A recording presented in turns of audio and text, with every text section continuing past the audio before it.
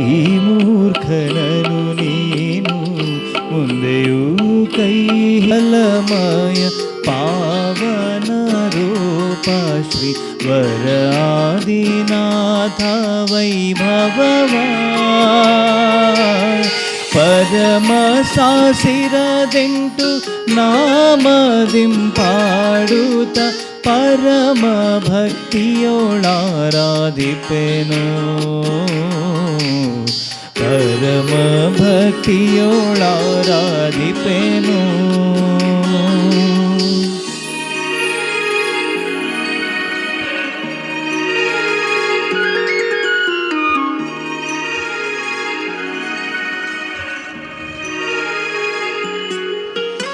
ಗುಣನಾಥನು ನೀನು ಗುಣಭೂಷಣನು ನೀನು ಗುಣರತ್ನಾಭರಣ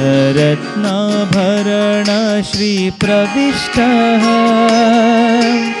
ಗುಣಗ್ರಾಹಿ ಗುಣಶೀಲ ಗುಣಗಂಭೀರನು ನೀನು ಗುಣನಿಲಯ ಶ್ರೀ ಆದಿಜಿನಪ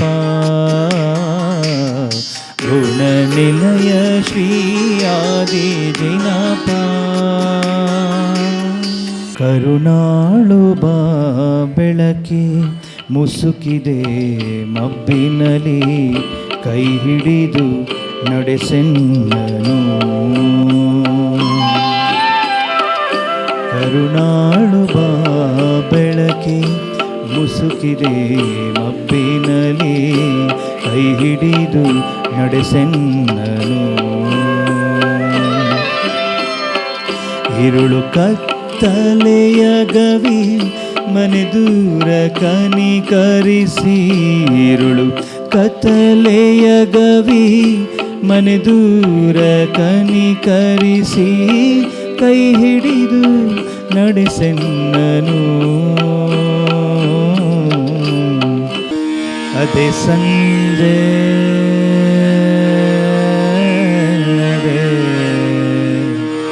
ಏಕಾಂತ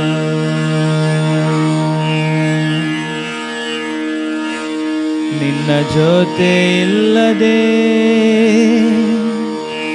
ಮಾತಿಲ್ಲದೆ ಮನದಿ ಭ್ರಾಂತ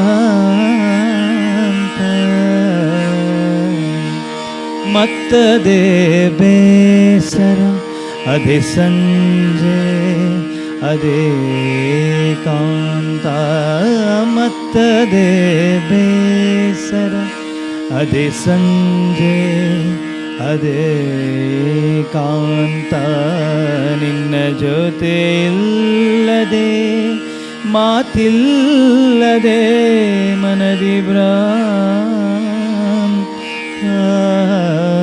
ಮತ್ತದೇ ಬೇಸರ ಅದೇ ಸಂಜೆ ಅದೇ ಕಾಂತ.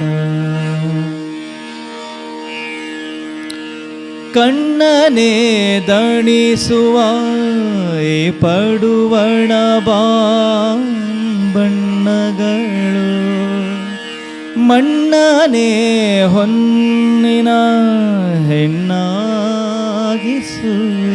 ಕಿರಣಗಳು ಕಣ್ಣನೆ ದಣಿಸುವ ಪಡುವಣ ಬಣ್ಣಗಳು ಮಣ್ಣನೆ ಹೊನ್ನಿನ ಹೆಣ್ಣಾಗಿಸುವಿ ಕಿರಣಗಳು ಹಚ್ಚನೆ ಹಸುರಿಗೆ ಹಸೆ ಇಡುತ್ತಿರುವಿ ಖಗಗಾನ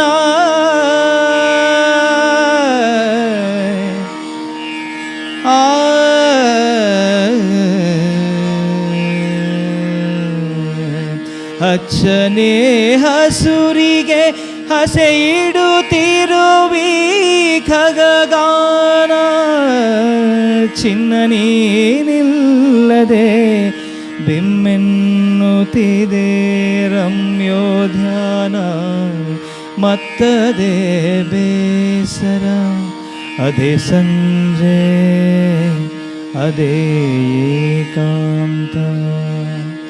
ಎಷ್ಟು ಅದ್ಭುತವಾದ ಸಾಹಿತ್ಯ ನೋಡಿ. ಎರಡನೇ ಸಾಹಿತ್ಯ ಕೇಳಿ. ಅದನ್ನು ಆಸ್ವಾದಿಸಿ ಬಂದಿರದೇ ಸಾಹಿತ್ಯ ಸಿರಿಗೆ.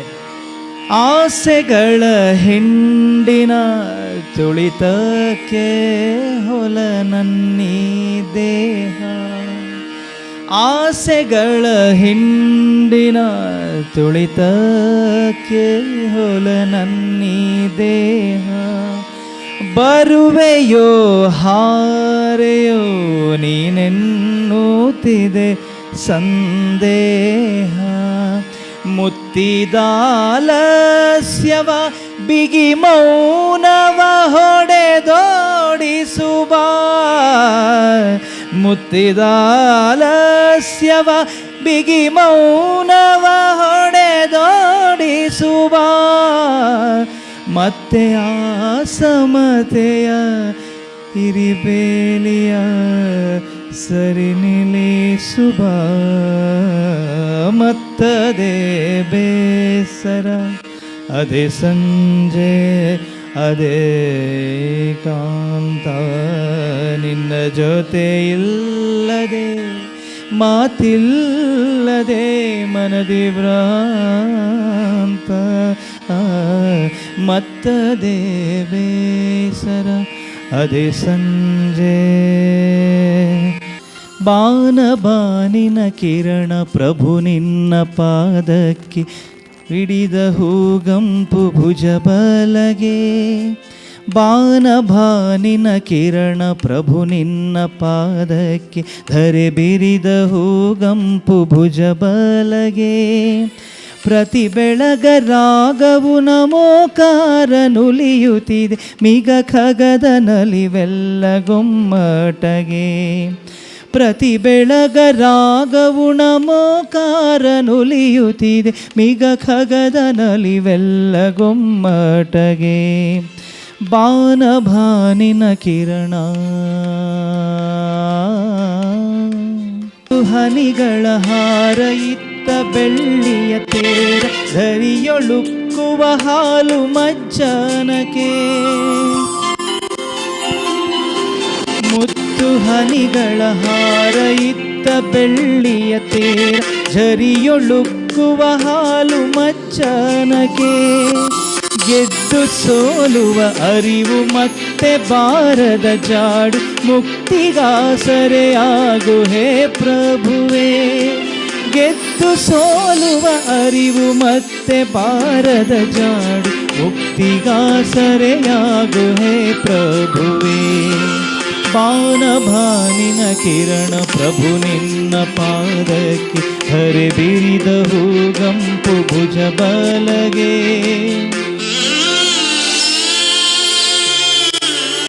ಇಲ್ಲಿಯವರೆಗೆ ನಮ್ಮನ್ನು ಭಾವಗೀತೆ ಹಾಗೂ ಭಕ್ತಿಗೀತೆ ಮೂಲಕ ರಂಜಿಸಿದಂತಹ ಶ್ರೀ ನವೀನ್ ಜಾಂಬ್ಲೆ ಇವರಿಗೆ ಧನ್ಯವಾದಗಳು. ನವೀನ್ ಜಾಂಬ್ಲೆ ಇವರನ್ನು ಈ ಕಾರ್ಯಕ್ರಮದ ಪ್ರಾಯೋಜಕರಾದ ಶ್ರೀ ಕಟಾರಿ ವಿಜಯ್ ಕುಮಾರ್ ಪಿ ಹಾಗೂ ಶ್ರೀಮತಿ ಅನಿತಾ ಕಟಾರಿ ಅವರು ಗೌರವಿಸಬೇಕಾಗಿ ವಿನಂತಿ.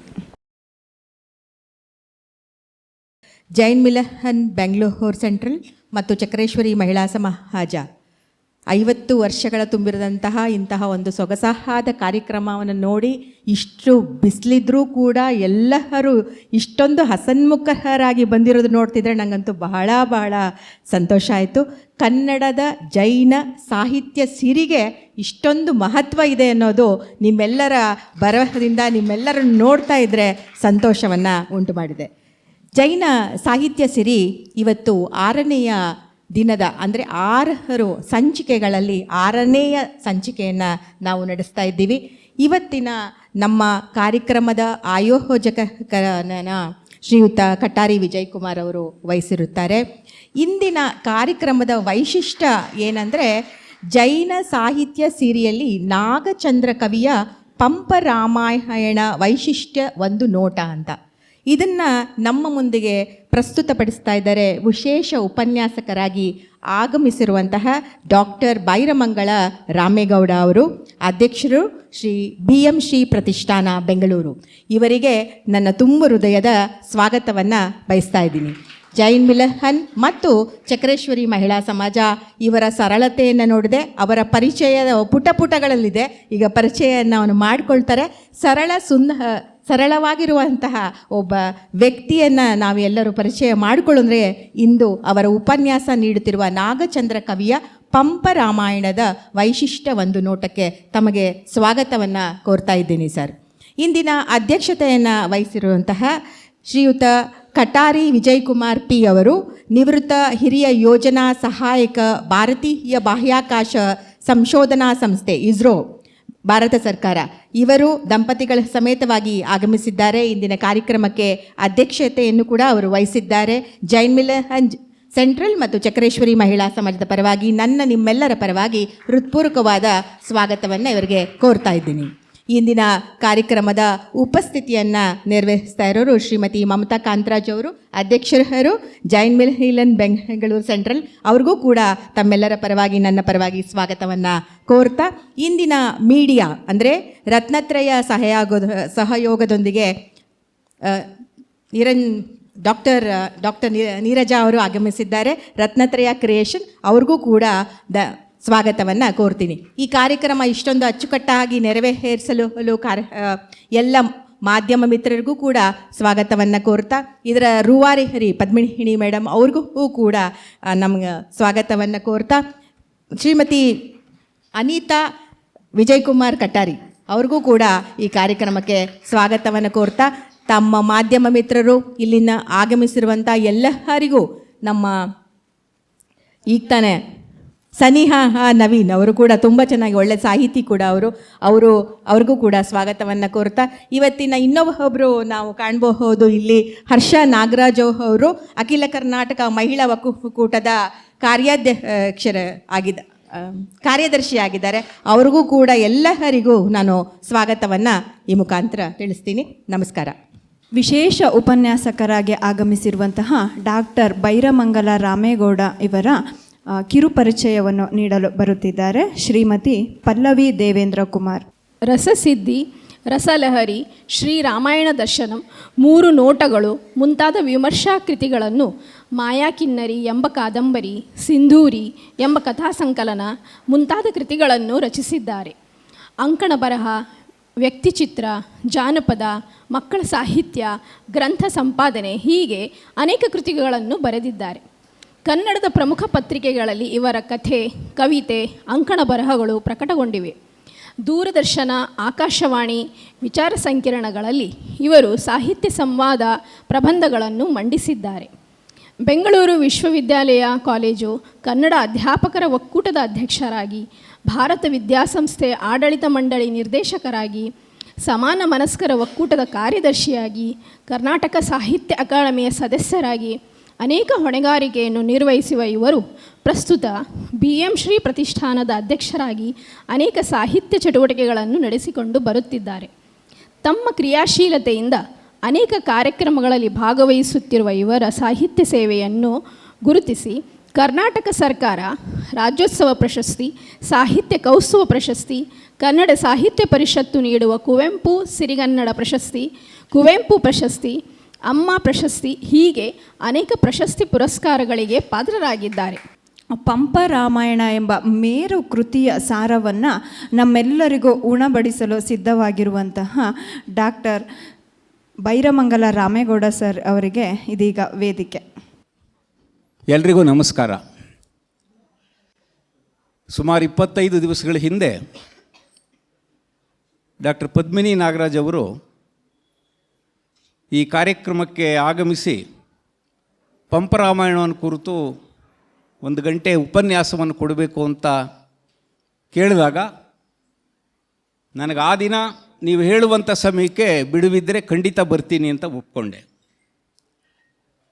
ಹಾಗೆ ಒಪ್ಕೊಳ್ಳೋದಕ್ಕೆ ಮುಖ್ಯವಾದ ಕಾರಣ ಏನು ಅಂತಂದರೆ, ಜೈನ್ ಮಿಲನ್ ಸೆಂಟ್ರಲ್ ಬೆಂಗಳೂರು ಸೆಂಟ್ರಲ್, ಹಾಗೆಯೇ ಶ್ರೀ ಚಕ್ರೇಶ್ವರಿ ಜೈನ ಮಹಿಳಾ ಸಮಾಜ ಇವೆರಡೂ ಕೂಡ ಸೇರಿ ಇವತ್ತಿಗೆ ಅತ್ಯಂತ ಪ್ರಸ್ತುತ, ಬಹಳ ಮುಖ್ಯವಾದದ್ದು ಅನ್ನುವ ರೀತಿಯಲ್ಲಿ ಒಂದು ವಿಶಿಷ್ಟವಾದಂಥ ಕಾರ್ಯಕ್ರಮವನ್ನು ಹಮ್ಮಿಕೊಂಡು ಭಾಳ ಚೆನ್ನಾಗಿ ಅದನ್ನು ನಡೆಸ್ಕೊಂಡು ಬರ್ತಿದ್ದಾರೆ. ಮೊದಲ ಕಾರ್ಯಕ್ರಮ ಪ್ರಾರಂಭ ಆದಾಗ ಅದು ಪತ್ರಿಕೆಯಲ್ಲಿ ಪ್ರಕಟಣೆಯ ರೂಪದಲ್ಲಿ ಬಂದಾಗ, ಆ ಕಾರ್ಯಕ್ರಮದ ವರದಿ ಬಂದ ಮೇಲೆ ಅಲ್ಲಿಂದ ಆಚೆಗೆ ಪ್ರತಿ ತಿಂಗಳು ಕೂಡ ಒಂದೊಂದು ಕಾರ್ಯಕ್ರಮವನ್ನು ತಪ್ಪದೆ ನಡೆಸ್ಕೊಂಡು ಬರ್ತಿದ್ದಾರೆ. 5 ಕಾರ್ಯಕ್ರಮ ಇಲ್ಲಿವರೆಗೂ ಆಗಿದೆ, ಇದು 6ನೇ ಕಾರ್ಯಕ್ರಮ. ಬಹುಸಂಸ್ಕೃತಿಗಳ ನಾಡಾಗಿರುವಂಥ ಭಾರತದಲ್ಲಿ ನಾವು ಬೇರೆ ಬೇರೆ ಧರ್ಮಗಳು, ಆ ಧರ್ಮಗಳನ್ನು ಆಶ್ರಯಿಸಿರುವಂಥ ಜನ ನೂರಾರು ವರ್ಷಗಳಿಂದ ಬಹಳ ಸೌಹಾರ್ದಯುತವಾಗಿ ಸಾಮರಸ್ಯದಿಂದ ಅನ್ಯೋನ್ಯವಾಗಿ ಬದುಕ್ತಾ ಇರುವಂಥ ಒಂದು ವಾತಾವರಣ ಇದೆ. ಆದರೆ ಇತ್ತೀಚಿನ ವರ್ಷಗಳಲ್ಲಿ ಏನೇನಾಗ್ತಾ ಇದೆ, ಧರ್ಮಕ್ಕೆ ಸಂಬಂಧಪಟ್ಟಂತೆ, ಧಾರ್ಮಿಕ ವಿಚಾರಗಳಿಗೆ ಸಂಬಂಧಪಟ್ಟಂತೆ, ಧಾರ್ಮಿಕ ನಡವಳಿಕೆಗಳಿಗೆ ಸಂಬಂಧಪಟ್ಟಂತೆ, ಧಾರ್ಮಿಕ ಸಂಹಿತೆಗಳಿಗೆ ಸಂಬಂಧಪಟ್ಟಂತೆ ಯಾರೋ ಒಂದು ನಿರ್ದಿಷ್ಟವಾಗಿರುವಂಥ ಆದೇಶವನ್ನು ಹೊರಡಿಸ್ತಾ ಇದ್ದಾರಾ? ಅವರ ಉದ್ದೇಶ ಆಳದಲ್ಲಿ ಏನಿರಬಹುದು? ಇವುಗಳನ್ನೆಲ್ಲ ಕುರಿತು ಪ್ರಜ್ಞಾವಂತರಾಗಿರುವಂಥವರು ಮತ್ತೆ ಮತ್ತೆ ಆಲೋಚನೆ ಮಾಡಬೇಕಾದಂಥ, ಚಿಂತನೆ ಮಾಡಬೇಕಾದಂಥ, ತಿಳಿಯಬೇಕಾದ, ತಾವು ತಿಳ್ಕೊಂಡಿರುವಂಥದ್ದು ಸರಿಯಾಗಿದೆ ಅಂತ ಭಾವಿಸ್ಕೊಂಡು ಆನಂತರ ಅದನ್ನು ಹಂಚಿಕೊಳ್ಳಬೇಕಾದಂಥ ವರ್ತಮಾನದ ಒಂದು ಕಠೋರವಾಗಿರುವಂಥ ಪರಿಸ್ಥಿತಿಯಲ್ಲಿ ನಾವಿದ್ದೇವೆ.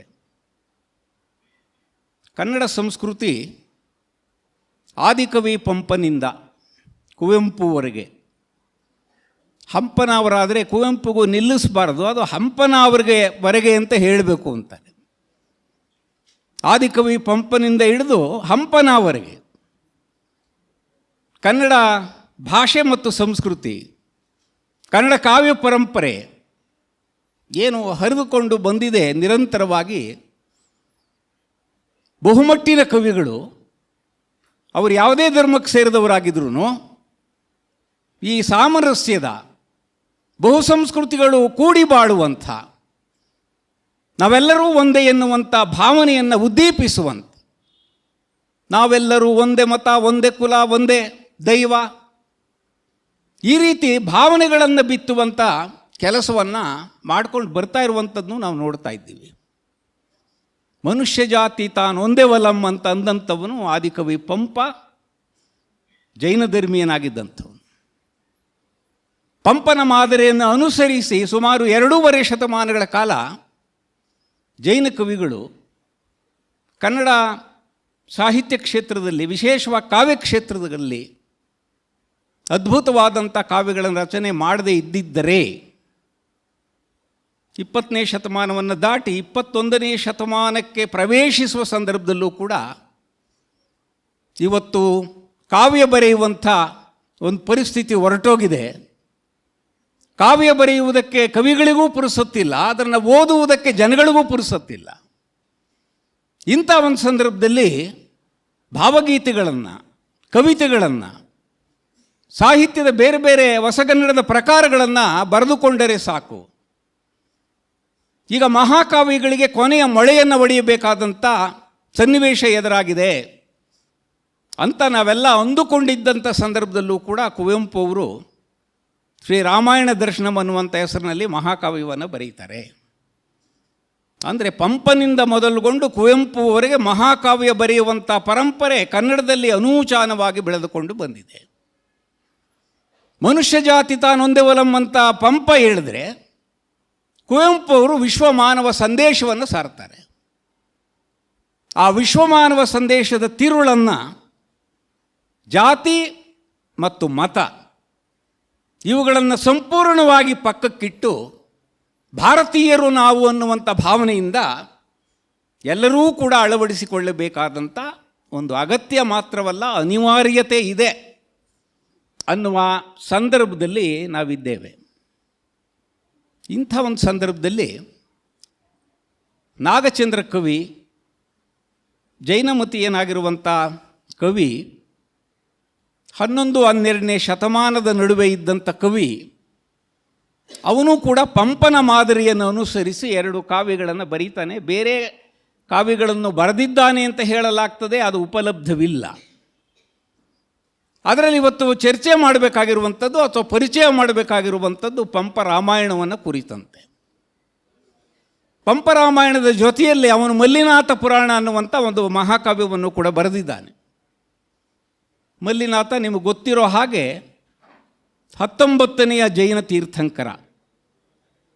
ಆ 19ನೇ ಜೈನ ತೀರ್ಥಂಕರನ ಚರಿತೆಯನ್ನು 14 ಆಶ್ವಾಸಗಳ ಒಂದು ಮಹಾಕಾವ್ಯವಾಗಿ ಅವನು ರೂಪಿಸಿದ್ದಾನೆ. ಮಲ್ಲಿನಾಥ ಚರಿತೆಯನ್ನು ಬರೆದು ಕೈಯನ್ನು ಪಳಗಿಸ್ಕೊಂಡಿರುವಂಥ ನಾಗಚಂದ್ರ ಪಂಪರಾಮಾಯಣವನ್ನು ಭಾಳ ಅದ್ಭುತವಾದ ರೀತಿಯಲ್ಲಿ, ರೋಚಕವಾಗಿರುವಂಥ ರೀತಿಯಲ್ಲಿ, ಭಾಳ ಸುಂದರವಾದಂಥ ರೀತಿಯಲ್ಲಿ ಇವೆಲ್ಲವನ್ನೂ ಕೂಡ ಒಟ್ಟಿಸಿದಾಗ ಒಂದು ಅಭಿಪ್ರಾಯ ಏನು ಮೂಡ್ತದೆ ಆ ರೀತಿಯಲ್ಲಿ ಪಂಪರಾಮಾಯಣವನ್ನು ರಚಿಸಿದ್ದಾನೆ. ಪಂಪರಾಮಾಯಣಕ್ಕೆ ಯಾಕೆ ಆ ಹೆಸರು ಬಂತು? ಆ ಹೆಸರಿನಿಂದಲೇ ಅದು ಯಾಕೆ ಜನಪ್ರಿಯವಾಯಿತು? ನಾಗಚಂದ್ರ ಅದನ್ನು ಬರೆದದ್ದು ಶ್ರೀರಾಮಚಂದ್ರ ಚರಿತ ಪುರಾಣ ಅಂತ. ರಾಮಚಂದ್ರ ಚರಿತ ಪುರಾಣ ಅನ್ನುವಂಥದ್ದು ಕವಿ ನಾಗಚಂದ್ರ ಇಟ್ಟಂಥ ಹೆಸರು. ಆದರೆ ತನಗಿಂತ 150 ವರ್ಷಗಳ ಹಿಂದೆ ಇದ್ದಂಥ ವಿಕ್ರಮಾರ್ಜುನ ವಿಜಯದಂಥ ಕಾವ್ಯವನ್ನು ಬರೆಯುವುದಾದರೆ ಅದು ಪಂಪನಿಂದ ಮಾತ್ರ ಸಾಧ್ಯ ಅಂತ ಅವನಿಗೆ ಸಮಕಾಲೀನರಾಗಿದ್ದಂಥ ಕವಿಗಳಿಂದ ಹೊಗಳಿಸಿಕೊಂಡಿದ್ದಂತಹ ಪಂಪ 2 ಕಾವ್ಯಗಳನ್ನು ಬರೆದ ಮೇಲೆ ಅವನಿಗಿಂತ ಹಿಂದೆ ಮಹಾಕಾವ್ಯಗಳನ್ನು ಯಾರ್ಯಾರು ಬರೆದಿದ್ರು ಆ ಕಾವ್ಯಗಳನ್ನೆಲ್ಲ ಪಂಪನ ಕಾವ್ಯಗಳು ಇಕ್ಕಿ ಮೆಟ್ಟಿದವು ಅನ್ನುವಂಥ ಮಾತನ್ನು ಸಮಕಾಲೀನರಾಗಿರುವಂಥ ಕವಿಗಳು ಅತ್ಯಂತ ಪ್ರೀತಿಯಿಂದ, ಭಕ್ತಿಯಿಂದ, ಗೌರವದಿಂದ ಆಡಿರಬೇಕಾದರೆ ಅಂಥ ಪಂಪನ ಮಾದರಿಯನ್ನು ಅನುಸರಿಸಿಯೇ ನಾನೂ ಕಾವ್ಯವನ್ನು ಬರೀಬೇಕು ಅಂತ ನಾಗಚಂದ್ರನಿಗೆ ಅನ್ನಿಸಿದ್ದರೆ ಅದರಲ್ಲೇನೂ ಆಶ್ಚರ್ಯ ಇಲ್ಲ. ಸಾಹಿತಿಗಳಾಗಿರುವಂಥವ್ರಿಗೆ ಅನೇಕ ಗೊತ್ತಿರ್ತದೆ. ಇಲ್ಲಿ ನನಗೆ ಪರಿಚಯ ಇರುವಂಥ 7-8 ಸಾಹಿತಿಗಳು ಇದ್ದೀರಿ, ಅವರಲ್ಲದೆ ಸಹೃದಯರಾಗಿರುವಂಥವ್ರು ಇದ್ದೀರಿ. ಇವತ್ತು ಫೇಸ್ಬುಕ್ಕು, ಮುಖಪುಸ್ತಕ ಅಂತವೆಲ್ಲ ಬಂದ ಮೇಲೆ ಕವಿತೆ ಬರೆಯುವಂಥದ್ದು ಸುಲಭ ಆಗಿಬಿಟ್ಟಿದೆ. ಅಲ್ಲಿ ತೂರಿ ಬಿಡುವಂಥ ಕವಿತೆಗಳು ನೋಡಿ ನಾನು 4 ಸಾಲು ಬರೆಯಬಹುದು, 10 ಸಾಲು ಬರೆಯಬಹುದು ಅಂತ ಅನಿಸಿ ಕಾವ್ಯದ ಬಗ್ಗೆ, ಕಾವ್ಯ ಸ್ವರೂಪದ ಬಗ್ಗೆ, ಕಾವ್ಯ ಲಕ್ಷಣದ ಬಗ್ಗೆ ಏನೇನೂ ಚಿಂತನೆಯನ್ನು ಮಾಡದೇನೆ ನಾನು ಒಂದು ಕವಿತೆಯನ್ನು ಬರೆದಿದ್ದೇನೆ ಅಂತ ಫೇಸ್ಬುಕ್ಗೆ ಹಾಕಿದ್ರೆ 10, 20, 100 ಮೆಚ್ಚುಗೆಗಳು ಬಂದರೆ ಅದೇ ಒಂದು ರೀತಿಯಲ್ಲಿ ಅವ್ರಿಗೆ ಪ್ರೇರಣೆಯಾಗಿ ಅವರು ಬರೀತಾ ಬರೀತಾ ಕವಿಯೇ ಆಗಿಬಿಡುವಂಥ ಸೋಜಿಗ ನಮ್ಮ ಎದುರುಗಡೆ ಇದೆ. ಅಂದರೆ ನಿಜವಾಗಿ ಕವಿತೆ ನಮಗೆ ಪ್ರಿಯವಾಗಿದ್ದರೆ, ನಮ್ಮ ಗಮನವನ್ನು ಸೆಳೆದಿದ್ದರೆ, ಕವಿತೆ ಎನ್ನುವಂಥದ್ದು ಗದ್ಯಕ್ಕಿಂತ ಭಿನ್ನವಾಗಿರುವಂಥದ್ದು. 15-20 ಸಾಲಿನಲ್ಲಿ ಕವಿ ಏನು ಆಟ ಆಡ್ತಾನೆ?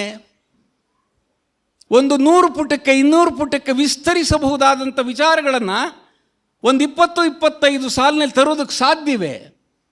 ಅಂದಮೇಲೆ ಕವಿತೆ ಎಷ್ಟು ಅದ್ಭುತವಾದದ್ದು ಅಂತ ಅನ್ನಿಸುವ ಹಾಗೆ ಕವಿತೆಗಳನ್ನು ಬರೀಬೇಕು ಅಂತ ಅಂದ್ಕೊಂಡಿರೋರು, ಕವಿತೆಗಳನ್ನು ಓದ್ಕೊಂಡಿರೋರು, ಮನನ ಮಾಡಿರೋರು, ಚಿಂತನೆ ಮಾಡಿರೋರು ಯಾವುದೋ ಒಂದು ಆದರ್ಶವನ್ನು ಇಟ್ಕೋತಾರೆ. ನಮ್ಮೆದುರುಗಡೆ ಕಾವ್ಯ ಬರೆಯೋದಕ್ಕೆ ಅಂತ ಬೇಕಾದಷ್ಟು ಕನ್ನಡದಲ್ಲಿ ಆದರ್ಶಗಳಿವೆ. ಅವರು ಬೇಂದ್ರೆ ಆಗಿರ್ಬೋದು, ಕುವೆಂಪು ಆಗಿರ್ಬೋದು, ಪೂತಿ ನರಸಿಂಹಾಚಾರ್ಯ ಆಗಿರ್ಬೋದು, KS ನರಸಿಂಹಸ್ವಾಮಿಯವರು ಆಗಿರ್ಬೋದು, ಗೋಪಾಲಕೃಷ್ಣ ಅಡಿಗರಾಗಿರ್ಬೋದು. ಈಗ ಪಟ್ಟಿಯನ್ನು ಎಳಿತಾ ಹೋಗ್ತಾ ಬರೀತಾ ನಾನು ಇನ್ನೊಬ್ಬರ ಪಾದರಕ್ಷೆಯಲ್ಲಿ ಕಾಲುಗಳನ್ನು ಹಾಕ್ಕೊಂಡು ಹೋಗ್ತಾ ಇದ್ದೀನಿ, ಸ್ವತಂತ್ರವಾದಂಥ ಒಂದು ಪಾದರಕ್ಷೆಯನ್ನು ಹುಡುಕೋಬೇಕು ಅಂತ. ಆನಂತರ ನಾಗಚಂದ್ರ 2 ಕಾವ್ಯಗಳ ಆರಂಭದಲ್ಲಿ ತನ್ನ ಬಗ್ಗೆ, ತನ್ನ ಕಾಲದ ಬಗ್ಗೆ ಯಾವ ವಿಚಾರಗಳನ್ನು, ಕಾಲದ ಬಗ್ಗೆ ಇಷ್ಟು ವಿಚಾರವನ್ನು ಪ್ರಸ್ತಾಪ ಮಾಡಿದ್ರೆ ಅಲ್ಲಿ ಅವನ ಊರು ಇವತ್ತಿನ ವಿಜಯಪುರ. ಇಂಥ ನಾಗಚಂದ್ರ ಪಂಪನನ್ನು ಆದರ್ಶವಾಗಿಟ್ಕೊಂಡು ಅವನ ರೀತಿಯಲ್ಲೇ ಕಾವ್ಯವನ್ನು ಬರೀಬೇಕು. ಪಂಪ ಏನು ಹೇಳ್ತಾನೆ? ವಿಕ್ರಮಾರ್ಜುನನ ಚರಿತ್ರೆಯನ್ನು ಕಾವ್ಯ ರೂಪದಲ್ಲಿ ಬರೀತಾ ಇದ್ದೀನಿ ಅಂತ ಅಲ್ಲಿ ವಿಸ್ತಾರವಾಗಿ ಬರೀತಾನೆ. ಇನ್ನೊಂದು ಕಡೆ ಪಂಪ ಇದ್ದ ಕಾಲ 10ನೇ ಶತಮಾನ, 940,000 ನಡುವೆ ಹೇಗೆ ಉಪದೇಶವನ್ನು ಕೊಟ್ಟರು, ಯಾವ ಆದರ್ಶದ ಜೀವನವನ್ನು ನಡೆಸಿದ್ರು, ಇವುಗಳನ್ನೆಲ್ಲವನ್ನೂ ಕೂಡ ನನ್ನ ಜನರಿಗೆ ತಿಳಿಸಬೇಕು ಆದರ್ಶವನ್ನು ಇಟ್ಕೊಂಡು ಮುಂದೆ ರನ್ನನೂ ಅದೇ ಕೆಲಸ ಮಾಡ್ತಾನೆ, ಪೊನ್ನನೂ ಅದೇ ಕೆಲಸ ಮಾಡ್ತಾನೆ, ಜನ್ನನೂ ಅದೇ ಕೆಲಸ ಮಾಡ್ತಾನೆ. ಹೀಗೆ ಒಂದು ಲೌಕಿಕ, ಮತ್ತೊಂದು ಧಾರ್ಮಿಕ. ಬಹುಶಃ ಅವತ್ತಿನ ಅವನಿಗೆ ಈ ಆದರ್ಶ ಎಲ್ಲಿಂದ ಬಂತು ಅಂತ ಗೊತ್ತಿಲ್ಲ. ಏಕೆಂದರೆ ಪಂಪನಿಗಿಂತ ಮೊದಲು ಕನ್ನಡದಲ್ಲಿ ಕಾವ್ಯಗಳು ರಚನೆಯಾಗಿವೆ, ಕೆಲವು ಕವಿಗಳು ಕೂಡ ಇದ್ದರು. ಅವರ ಹೆಸರುಗಳು ಇಂತಿಂಥದ್ದು, 1, 2, 4 ಪದ್ಯಗಳು. ಸರಸ್ವತಿ ಪೂಜೆಯ ದಿವಸ ಆ ಕಟ್ಟನ್ನು ತೆಗೆದು ನಮಗಿಂತ ಹಿಂದೆ ಇದ್ದಂಥವರು ಅದಕ್ಕೆ ಪೂಜೆ ಸಲ್ಲಿಸಿ ಮತ್ತೆ ಅಲ್ಲೇ ಇಡ್ತಾಯಿದ್ರು. ನಾವು ಅದೇ ಕೆಲಸವನ್ನು, ನೀವು ವಿದ್ವಾಂಸರ ಬಳಿಗೆ ತೆಗೆದುಕೊಂಡು ಬಂದರೆ ಅವರು ಅದನ್ನು ಪರಿಶೀಲಿಸಿದ್ರೆ ಭಾಳ ಹಳೆಯದಾಗಿರುವಂಥ ಯಾವುದಾದ್ರೂ ಮಹತ್ವದ ಕಾವ್ಯ ಇದ್ದರೆ ಅದನ್ನು ಪ್ರಕಟಿಸಬಹುದು. ಆದ್ದರಿಂದ ಅಂಥ ಕೆಲಸವನ್ನು ಮಾಡಿ ಕನ್ನಡವನ್ನು ಕಟ್ಟುವುದು ಅಂತೀವಲ್ಲ, ಕನ್ನಡವನ್ನು ಮೆರೆಸುವುದು ಅಂತೀವಲ್ಲ, ಹೀಗೆ ಮಾಡುವುದು ಕೂಡ ಕನ್ನಡವನ್ನು ಕಟ್ಟುವ ಮತ್ತು ಮೆರೆಸುವ ಕೆಲಸ ಆಗ್ತದೆ ಅಂತ BM ಶ್ರೀಕಂಠಯ್ಯನವರು ಕರೆಯನ್ನು ಕೊಟ್ಟರು. BM ಶ್ರೀ ಪ್ರತಿಷ್ಠಾನದಲ್ಲೂ ಕೂಡ ಹಸ್ತಪ್ರತಿಗಳನ್ನು ಸಂರಕ್ಷಣೆ ಮಾಡುವಂಥ ಕೆಲಸವನ್ನು ಮಾಡ್ತಾ ಇದ್ದೀವಿ. ನಾವು ಸಂರಕ್ಷಣೆ ಮಾಡಿದಂಥ ಅದ್ಭುತ ರಾಮಾಯಣ ಎನ್ನುವಂಥ ಒಂದು ಕೃತಿ ಇತ್ತೀಚೆಗೆ ರಾಷ್ಟ್ರಪತಿ ಭವನದಲ್ಲಿ ನವದೆಹಲಿಯಲ್ಲಿ ಅವರು ನಾವೊಂದು ವಸ್ತು ಸಂಗ್ರಹಾಲಯವನ್ನು ಮಾಡ್ತಾ ಇದ್ದೀವಿ, ಹಸ್ತಪ್ರತಿಗಳ ಸಂಗ್ರಹ, ನಿಮ್ಮಲ್ಲಿರುವಂಥ ಒಂದು ಹಳೆಯದಾಗಿರುವಂಥ ಹಸ್ತಪ್ರತಿಯನ್ನು ನಮಗೆ ಕೊಡಿ ಅಂತ ನಮ್ಮನ್ನೆಲ್ಲ ಅಲ್ಲಿ ಕರೆಸಿ ನಮಗೆ ಸನ್ಮಾನ ಮಾಡಿ, ಈಗ ನಾವು ಸಂಗ್ರಹ ಮಾಡಿದ್ದಂಥ ಒಂದು ಪ್ರಾಚೀನ ಹಸ್ತಪ್ರತಿ ರಾಷ್ಟ್ರಪತಿ ಭವನದ ವಸ್ತು ಸಂಗ್ರಹಾಲಯದಲ್ಲಿ ಇದೆ. ನಾನು ನಾಗಚಂದ್ರನನ್ನು ನೆನಪು ಮಾಡಿಕೊಂಡು ಈ ವಿಚಾರವನ್ನು ನಿಮ್ಮ ಗಮನಕ್ಕೆ ತರೋದಕ್ಕೆ ಬಯಸ್ತಾ ಇದ್ದೀನಿ. ಇವತ್ತು ನಿಮ್ಮ ಮನೆಗಳಲ್ಲಿ ಈ ಥರನಾಗಿರುವಂಥ ಹಸ್ತಪ್ರತಿಗಳು ಇದ್ದರೆ, ಓಲೆಗರಿ ರೂಪದಲ್ಲಿ, ತಾಳೆಗರಿ ರೂಪದಲ್ಲಿ ಪೂಜೆ ಮಾಡಿ ಭಕ್ತಿ ತೋರಿ ಮತ್ತೆ ಅವುಗಳನ್ನು ಅಲ್ಲೇ ಇಡುವಂಥ ಕೆಲಸವನ್ನು ಇಂದಿನವರು ಮಾಡ್ಕೊಬಂದಂತೆ ನೀವು ಕೂಡ ಮಾಡ್ತಾ ಇದ್ದರೆ ಅದನ್ನು ದಯಮಾಡಿ BM ಶ್ರೀ ಪ್ರತಿಷ್ಠಾನಕ್ಕೆ ತಂದರೆ ಅದರಲ್ಲಿ ಏನಿದೆ ಅಂತ ನಾವು ಪತ್ತೆ ಹಚ್ತೀವಿ, ಅದನ್ನು ಪ್ರಕಟಿಸುವಂಥ ಕೆಲಸವನ್ನು ಮಾಡ್ತೀವಿ ಎನ್ನುವಂಥ ಕರೆಯನ್ನು ಕೊಟ್ಟು ಮತ್ತೆ ನಾಗಚಂದ್ರನಿಗೆ ವಾಪಸ್ ಬಂದರೆ, ನಾಗಚಂದ್ರ ಪಂಪನ ಆದರ್ಶವನ್ನು ಇಟ್ಟುಕೊಂಡು ಒಂದು ಧಾರ್ಮಿಕ ಕಾವ್ಯವನ್ನು ಮತ್ತೊಂದು ಲೌಕಿಕ ಕಾವ್ಯವನ್ನು ಬರೀತಾನೆ. ಅವನ ರಾಮಚಂದ್ರ ಚರಿತ ಪುರಾಣ ಪಂಪರಾಮಾಯಣ ಅಂತ ಅನ್ನಿಸ್ಕೊಂಡಿದ್ದು ಯಾಕೆ? ಈಗ ಮತ್ತೆ ನಾವು ಪಂಪನಿಗೆ ಹೋದರೆ, ಪಂಪ ಮಹಾಭಾರತದ ಕಥೆಯನ್ನು ವಸ್ತುವಾಗಿಸಿಕೊಂಡು ಬರೆದಂಥ ಲೌಕಿಕ ಕಾವ್ಯ ವಿಕ್ರಮಾರ್ಜುನ ವಿಜಯ. ಆದಿತೀರ್ಥಂಕರನಾದ ವೃಷಭದೇವನ ಚರಿತ್ರೆಯನ್ನು ಕಾವ್ಯವಾಗಿಸಿ ಬರೆದದ್ದು ಆದಿಪುರಾಣ. ಹಾಗಾಗಿ ನಾಗಚಂದ್ರನಿಗೆ ಈ ಲೌಕಿಕ ಮತ್ತು ಧಾರ್ಮಿಕ ಈ ಎರಡೂ ಕಾವ್ಯಗಳನ್ನು ಬರೀಬೇಕು ಅನ್ನುವಂಥ ಪ್ರೇರಣೆ ಪಂಪನಿಂದ ಬರ್ತದೆ. ಪಂಪನ ಮಹಾಭಾರತವನ್ನು ವಸ್ತುವಾಗಿಸಿಕೊಂಡು ಬರೆದಂಥ ಕಾವ್ಯ ವಿಕ್ರಮಾರ್ಜುನ ವಿಜಯ. ಅದರ ಹೆಸರಾಗಿದ್ದರೂ ಅದು ಪ್ರಸಿದ್ಧವಾದದ್ದು ಪಂಪ ಭಾರತ ಅಂತ. ವಿಕ್ರಮಾರ್ಜುನ ವಿಜಯವೇ ಪಂಪ ಭಾರತ. ನಿಜವಾದ ಹೆಸರು, ಕವಿ ಕೊಟ್ಟಂಥ ಹೆಸರು ವಿಕ್ರಮಾರ್ಜುನ ವಿಜಯವಾಗಿದ್ದರೂ ಅದು ಪ್ರಸಿದ್ಧವಾದದ್ದು ಪಂಪ ಜೈನ ಕವಿ ಬರೆದಂಥ ಮಹಾಭಾರತದ ಕಾವ್ಯ. ನಾಗಚಂದ್ರನಿಗೆ ಪಂಪನ ವ್ಯಕ್ತಿತ್ವ ಮತ್ತು ಪಂಪನ ಕಾವ್ಯ ಇವುಗಳ ಬಗ್ಗೆ ಎಷ್ಟು ಅಭಿಮಾನ ಇತ್ತು ಅಂತಂದರೆ, ಬರೆದರೆ ನಾನೂ ಕೂಡ ಪಂಪನಂತೆಯೇ ಬರೀಬೇಕು ಅಂತ ಹೇಳಿ ತನ್ನ ಹೆಸರು ನಾಗಚಂದ್ರನಾಗಿದ್ದರೂ ಕೂಡ ಅವನು ತನಗೊಂದು ಬಿರುದನ್ನು ಇಟ್ಕೊಳ್ತಾನೆ, ಅಭಿನವ ಪಂಪ. ಅವನು ಅವತ್ತಿನ ಪಂಪ, 10ನೇ ಶತಮಾನದ ಪಂಪ. ನಾನು 11, 12ನೇ ಶತಮಾನದ ನಡುವೆ ಇರುವ ನಾಗಚಂದ್ರ, ಆದರೂ ಕೂಡ ಈ ಕಾಲದ ಪಂಪ ನಾನು ಅಭಿನವ ಪಂಪ, ಇವತ್ತಿನ ಕಾಲಕ್ಕೆ ನಾನೇ ಪಂಪ ಅನ್ನುವ ರೀತಿಯಲ್ಲಿ ಪಂಪನ ಬಗ್ಗೆ ಇದ್ದಂಥ ಅಭಿಮಾನ ನಾಗಚಂದ್ರನನ್ನು ಅಭಿನವ ಪಂಪ ಎಂದು ತನ್ನನ್ನು ತಾನೇ ಕರೆದುಕೊಳ್ಳುವಂತೆ ಮಾಡಿತು. ಇದು ನಾಗಚಂದ್ರ ಅಭಿನವ ಪಂಪನಾಗುವುದಕ್ಕೆ ಕಾರಣ. ಇನ್ನೆರಡನೇದು, ಅವನದ್ದು ಪಂಪ ಭಾರತವಾದರೆ, ಪಂಪ ಬರೆದದ್ದು ಮಹಾಭಾರತ, ಆದ್ದರಿಂದ ಅದು ಪಂಪ ಭಾರತ. ಪಂಪನಂತೆಯೇ ನಾನು ರಾಮಾಯಣವನ್ನು ಆಯ್ಕೆ ಮಾಡಿಕೊಂಡು ಆ ಕಥಾವಸ್ತುವನ್ನು ಇಟ್ಕೊಂಡು ಕಾವ್ಯವನ್ನು ಬರೀತಿದ್ದೇನೆ, ಆದ್ದರಿಂದ ಇದು ಪಂಪ ರಾಮಾಯಣ. ಇದು ಪಂಪನಿಗೆ ನಾಗಚಂದ್ರ ಸಲ್ಲಿಸುತ್ತಿರುವಂಥ ಒಂದು ದೊಡ್ಡ ಗೌರವ. ಯಾಕೆಂದರೆ ಅದನ್ನು ನಾಗಚಂದ್ರನ ರಾಮಾಯಣ ಅಂತ ಕರ್ಕೋಬೋದಾಗಿತ್ತು. ಪಂಪ ಭಾರತ ಅಂತ ಅಂದಂಗೆ ನಾಗಚಂದ್ರ ರಾಮಾಯಣ ಅಂತ ಅನ್ಕೋಬೋದಾಗಿತ್ತು. ಆದರೆ ಪಂಪನ ಬಗ್ಗೆ ಇದ್ದಂಥ ಗೌರವ ಮತ್ತು ಅಭಿಮಾನ ಆ ಪಂಪನನ್ನೇ ಇಲ್ಲೂ ತರುವುದಕ್ಕೆ ಕಾರಣವಾಗಿ ರಾಮಾಯಣ ಕಥಾವಸ್ತುವನ್ನು ಆಧರಿಸಿದಂಥ ಕಾವ್ಯಕ್ಕೆ ಪಂಪರಾಮಾಯಣ ಅಂತ ಅವನು ಇಟ್ಕೊಳ್ತಾನೆ. ಅದೇ ಹೆಸರಿನಲ್ಲದು ಪ್ರಸಿದ್ಧ ಆಗ್ತದೆ. ಈಗ ಶ್ರೀರಾಮಚಂದ್ರ ಚರಿತ ಪುರಾಣ ಅನ್ನುವಂಥ ಶೀರ್ಷಿಕೆಯನ್ನು, ಕಾವ್ಯದ ಶೀರ್ಷಿಕೆಯನ್ನು ಗಮನಿಸಿದ್ರೆ ಅದರಲ್ಲಿ ಶ್ರೀರಾಮಚಂದ್ರನ ಚರಿತೆಯೂ ಇದೆ ಮತ್ತು ಪುರಾಣವೂ ಇದೆ. ಚರಿತ್ರೆ ಮತ್ತು ಪುರಾಣ ಒಂದೇ ಅಲ್ಲ. ಚರಿತ್ರೆ ಇತಿಹಾಸ, ಹಿಸ್ಟ್ರಿ. ಇತಿಹಾಸ ಅನ್ನುವುದಕ್ಕೆ ಕೆಲವು ಸಾಕ್ಷ್ಯಾಧಾರಗಳು ಬೇಕಾಗುತ್ತೆ, ದಾಖಲೆಗಳು ಬೇಕಾಗ್ತದೆ. ಚರಿತ್ರೆ ಯಾವಾಗಲೂ ಕೂಡ ಸಾಕ್ಷ್ಯಾಧಾರಗಳನ್ನು ಅಪೇಕ್ಷಿಸುತ್ತದೆ. ಎಂಥ ಕಾಲದಲ್ಲಿ ಮಾತನಾಡ್ತಿದ್ದೀವಿ ಅಂತ ಅಂದರೆ, ಹಿಂದೆ ಬರೆದಿರುವಂಥ ಇತಿಹಾಸವಲ್ಲ. ಇತಿಹಾಸವನ್ನು ಬರೆದವರು ಸರಿಯಾಗಿ ಬರೆದಿಲ್ಲ. ಆದ್ದರಿಂದ ಇವತ್ತು ನಾವು ಬೇರೆ ರೀತಿಯ ಇತಿಹಾಸವನ್ನು ಬರೀಬೇಕಾಗಿದೆ ಅಂತ ನಾವು ನೂರಾರು ವರ್ಷಗಳಿಂದ ಯಾವುದನ್ನು ಇತಿಹಾಸ ಅಂತ ಭಾವಿಸಿದ್ದೀವೋ ಅದನ್ನು ತಿರುಚಿ ಬರೆಯುವಂಥ ಕೆಲಸವೂ ಕೂಡ ಇವತ್ತು ನಡೀತಾ ಇದೆ. ಅದನ್ನೆಲ್ಲ ಬಿಡಿಸಿ ಹೇಳಿದ್ರೆ, ರಾಜಕಾರಣ ಅನ್ನುವಂಥದ್ದು ಇತಿಹಾಸವನ್ನು ತಿರುಚುವಂಥ ಕೆಲಸವನ್ನು ತನ್ನ ಅನುಕೂಲಕ್ಕೆ ತಕ್ಕಂತೆ ಎಷ್ಟು ವ್ಯವಸ್ಥಿತವಾಗಿ ಮಾಡ್ತಾ ಇದೆ. ಇತಿಹಾಸದ ಪ್ರಜ್ಞೆ ಇಲ್ಲದೆ ಇರುವಂಥವ್ರು ಈ ಕೆಲಸಕ್ಕೆ ಹೇಗೆ ಕುಮ್ಮಕ್ಕು ಕೊಡ್ತಾ ಇದ್ದಾರೆ ಎನ್ನುವಂಥದ್ದು ನಮ್ಗೆ ಅರ್ಥ ಆಗ್ತದೆ. ಇನ್ನೊಂದು ಕಡೆ BR ಅಂಬೇಡ್ಕರ್ ಹೇಳ್ತಾರೆ, ಇತಿಹಾಸವನ್ನು ಚೆನ್ನಾಗಿ ಓದ್ಕೊಳ್ಳದೇ ಇರುವಂಥವರು ಇತಿಹಾಸವನ್ನು ನಿರ್ಮಾಣ ಮಾಡಲಾರರು. ಇತಿಹಾಸದ ಬಗ್ಗೆ ಜ್ಞಾನ ಇಲ್ಲದೆ ಇರುವಂಥವ್ರು ಇತಿಹಾಸವನ್ನು ನಿರ್ಮಾಣ ಮಾಡಲಾರರು. ನೋಡಿ, ಮೇಲ್ನೋಟಕ್ಕೆ ಇದು ಬಹಳ ಸಾಮಾನ್ಯವಾಗಿ ಕಾಣಿಸ್ತದೆ. ನಾವೆಲ್ಲ ಆಕಸ್ಮಿಕವಾಗಿ ಭಾರತದಂಥ ಒಂದು ದೇಶದಲ್ಲಿ, ಯಾವುದೋ ಒಂದು ಧರ್ಮದಲ್ಲಿ, ಯಾವುದೋ ಒಂದು ಜಾತಿಯಲ್ಲಿ, ಯಾವುದೋ ಒಂದು ಪಂಗಡದಲ್ಲಿ, ಯಾವುದೋ ಒಂದು ಸಮುದಾಯದಲ್ಲಿ ಹುಡ್ತೀವಿ. ಒಂದು 4-5 ವರ್ಷ, 6-7 ವರ್ಷಕ್ಕೆ ನಮಗೆ ತಿಳುವಳಿಕೆ ಬರೋದಕ್ಕೆ ಶುರು ಆಗ್ತದೆ. ತಿಳುವಳಿಕೆ ಬರ್ತಿದ್ದಂಗೆ ಸುತ್ತಮುತ್ತ ನಡೀತಿರುವಂಥ ವಿದ್ಯಮಾನಗಳು ನೋಡ್ತಿರ್ತೀವಿ, ಎಷ್ಟೋ ವಿಚಾರಗಳನ್ನು ಕೇಳ್ತಾ ಇರ್ತೀವಿ, ಮಾತನಾಡೋಕ್ಕೆ ಶುರು ಮಾಡ್ತೀವಿ, ಪ್ರತಿಕ್ರಿಯಿಸ್ತಿರ್ತೀವಿ. ನಮ್ಮ ನಡುವೆ ದೊಡ್ಡ ದೊಡ್ಡ ಸಾಧನೆಗಳನ್ನು ಮಾಡಿರುವಂಥವ್ರು ನೋಡ್ತಾ ಇದ್ದೀವಿ ಬೇರೆ ಬೇರೆ ಕ್ಷೇತ್ರದಲ್ಲಿ. ಆದರೆ ನಮಗೇನಾದರೂ ಅಲ್ಲಿಂದ ಪ್ರೇರಣೆ ಬರಬೇಕಲ್ಲ, ಸ್ಫೂರ್ತಿ ಬರಬೇಕಲ್ಲ. ಹೇಗೋ ಈ ಲೋಕಕ್ಕೆ ಬಂದಿದ್ದೀವಿ, ಹೇಗೋ ಬೆಳೀತಾ ಇದ್ದೀವಿ, ಹೇಗೋ ತಿಂತಾ ಇದ್ದೀವಿ, ಹೇಗೋ ಏನೋ ಮಾಡ್ತಾ ಇದ್ದೀವಿ, ಮಾತಾಡ್ತಾ ಇದ್ದೀವಿ ಅಂತ ಹೇಳ್ಕೊಂಡು ನಾವು ಬದುಕ್ತಾ ಇದ್ದೀವಾ? ನಮಗಿರುವಂಥ ಆಯುಸ್ನಲ್ಲಿ ಅದೆಷ್ಟು ಅಂತ ಗೊತ್ತಿಲ್ಲ. ಅಷ್ಟರೊಳಗಡೆ ನಮ್ಮ ಹೆಜ್ಜೆ ಗುರುತುಗಳನ್ನು ಈ ಲೋಕದಲ್ಲಿ ಬಿಟ್ಟು ಹೋಗುವಂಥ ಕೆಲಸವನ್ನು ಮಾಡ್ತಾ ಇದ್ದೀವಾ? ಇಲ್ಲಿವರೆಗೆ ಸಾವಿರಾರು ವರ್ಷಗಳಿಂದ ಕೋಟಿ ಕೋಟಿ ಜನ ಆಗೋಗಿದ್ದಾರಲ್ಲ, ಕೆಲವರು ಮಾತ್ರ ನಮ್ಮ ನೆನಪಿಗೆ ಬರ್ತಾರೆ, ಯಾವ್ಯಾವುದೋ ಕ್ಷೇತ್ರದಲ್ಲಿ ಸಾಧನೆ ಮಾಡಿರುವಂಥವರು. ಆದರೆ ಇನ್ನು ಉಳಿದವರೆಲ್ಲ ಏನೂ ಮಾಡಲಾಗದೆ ಹೇಗೋ ಇದ್ದು ಹೋಗುವಂಥ ಕೆಲಸವನ್ನು ಮಾಡ್ತಾ ಇದ್ದೀವಲ್ಲ. ನೋಡಿ, ಇದನ್ನು ಕುರಿತು ಪಂಪ ಅವತ್ತು ಆಲೋಚನೆ ಮಾಡ್ತಾನೆ. ಪಂಪನ ಆದರ್ಶವನ್ನು ಇಟ್ಕೊಂಡು ನಾಗಚಂದ್ರ ಆಲೋಚನೆ ಮಾಡ್ತಾನೆ.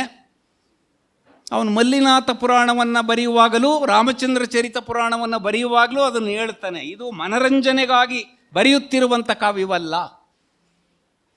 ಅನೇಕ ಸಾರಿ ನಾವು ಪುರಾಣವನ್ನು ಓದುವಂಥದ್ದು ಕಾಲಹರಣ ಮಾಡುವುದಕ್ಕೋಸ್ಕರ, ಮಾಡೋಕ್ಕೆ ಬೇರೆ ಏನೂ ಕೆಲಸ ಇಲ್ಲದೆ ಇದ್ದಂಥ ಸಂದರ್ಭದಲ್ಲಿ ನಮಗೆ ಹಿಂದಿನವರು ಕಲಿಸ್ಬಿಟ್ಟಿದ್ದಾರೆ. ನಮಗೆ 1 ಗಂಟೆ 2 ಗಂಟೆ 3 ಗಂಟೆ ನಮಗಿಷ್ಟವಾದಂಥ ಒಂದು ಪುರಾಣ ಶ್ರವಣವನ್ನು ಮಾಡುವುದು. ಬೇರೆಯವರು ಯಾರೋ ಓದ್ತಾ ಇರ್ತಾರೆ, ನಾವು ಕೇಳಿಸ್ಕೊಳ್ಳುವುದು. ನಮಗೆ ಅಕ್ಷರ ಗೊತ್ತಿದ್ರೆ, ಓದಕ್ಕೆ ಗೊತ್ತಿದ್ರೆ ನಾವು ಅದನ್ನು ಓದುವುದು, ಈ ಕೆಲಸವನ್ನು ಮಾಡ್ತಾ ಇದ್ದೀವಿ. ಆದರೆ ಅದರೊಳಗಡೆ ಇರುವಂಥ ವಿಚಾರವನ್ನು ಗ್ರಹಿಸ್ತಾ ಇದ್ದೀವೋ? ಯಾಂತ್ರಿಕವಾಗಿ ಕೇಳಿಸಿಕೊಳ್ಳುವ, ಯಾಂತ್ರಿಕವಾಗಿ ಓದುವಂಥ ಕೆಲಸ ನಡೀತಾ ಇದೆಯೋ? ಇದ್ರ ಬಗ್ಗೆ ಭಾಳಷ್ಟು ಜನ ತಲೆ ಕೆಡಿಸ್ಕೊಂಡಿಲ್ಲ. ಆ ಥರನಾಗಿರುವಂಥದ್ದು ನಡೀತಿರ್ತದೆ. ಅವನು ಹೇಳ್ತಾನೆ, ಕಾವ್ಯ ಎನ್ನುವಂಥದ್ದು ಮನರಂಜನೆಗಾಗಿ ಅಲ್ಲ. ನಾನೇನು ಕಾವ್ಯದಲ್ಲಿ ಬರೀತೀನಿ ಅದನ್ನು ಓದ್ಕೊಂಡು ಜನ ಇನ್ನೂ ಚೆನ್ನಾಗಿ ಬಾಳಿ ಬದುಕಬೇಕು. ಈ ಮಾತು ಭಾಳ ಮುಖ್ಯವಾದದ್ದು. ಅವನ ನಂತರ ಬಂದಂಥ ರಾಘವಾಂಕ ಹರಿಶ್ಚಂದ್ರ ಕಾವ್ಯ ಬರೆಯುವಾಗಲೂ ಕೂಡ ಈ ಮಾತನ್ನು ಇನ್ನೊಂದು ರೀತಿಯಲ್ಲಿ ಹೇಳ್ತಾನೆ. ಜನ ಬದುಕಲೆಂದು ಕಾವ್ಯಂ ಬರೆದೆನ್ ಅನಪೇಕ್ಷೆಯಂ. ಜನ ಬದುಕಬೇಕು ಅಂತ ಹೇಳಿ ನಾನು ಈ ಕಾವ್ಯವನ್ನು ಬರೀತಿದ್ದೀನಿ, ಬೇರೆ ಇನ್ಯಾವ ಉದ್ದೇಶವೂ ಇಲ್ಲ. ಹಾಗಾದರೆ ಕಾವ್ಯ ಬರೆಯೋದ್ರಿಂದ, ಕಾವ್ಯ ಓದೋದ್ರಿಂದ ಜನ ಬದುಕೋಕ್ಕೆ ಸಾಧ್ಯವಾ? ಬದುಕೋದು ಅಂತಂದ್ರೆ ನಾನು ಹೇಳಿದ್ನಲ್ಲ ಮೊದಲು, ನಮಗಿಂತ ಹಿಂದೆ ಇದ್ದಂಥವರು ಬೇರೆ ಬೇರೆ ಕ್ಷೇತ್ರಗಳಲ್ಲಿ ಏನೇನು ಸಾಧನೆಗಳನ್ನು ಮಾಡಿದ್ದಾರೆ ಎನ್ನುವಂಥದ್ದನ್ನು ಗಮನಿಸದೆ ನಮಗೇನು ತೋಚದೋ ಅದನ್ನು ಮಾಡಿಕೊಂಡು ಹೇಗೋ ಕಾಲ ಕಳೆದು ಬಿಡ್ತೀವಲ್ಲ, ಆ ರೀತಿಯಲ್ಲಿ ಅಲ್ಲ.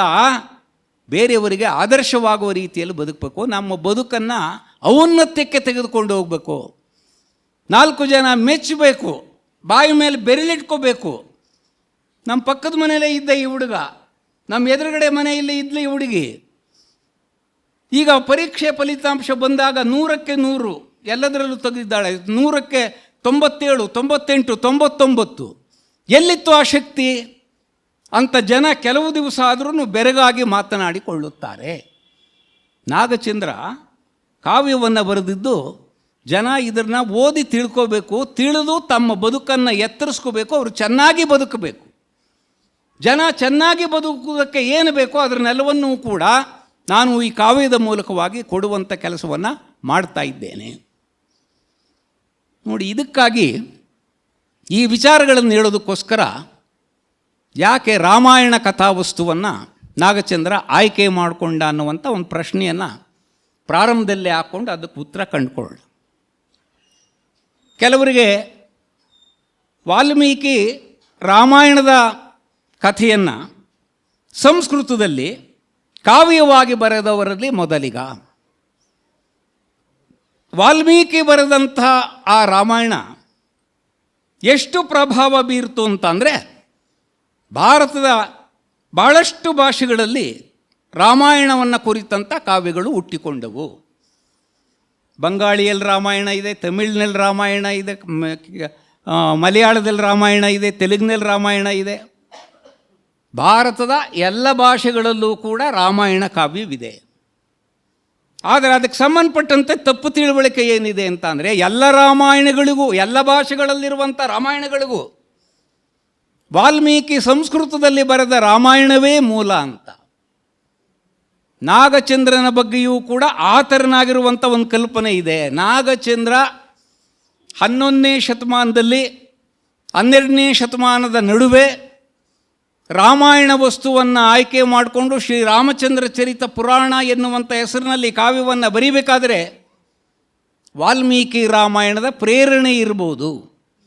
ವಾಲ್ಮೀಕಿ ರಾಮಾಯಣವನ್ನು ಓದ್ಕೊಂಡು ಅದಕ್ಕಿಂತ ಭಿನ್ನವಾಗಿ ಬರೆಯುವಂಥ ಕೆಲಸವನ್ನು ಮಾಡ್ಬೋದು ಅಂತ.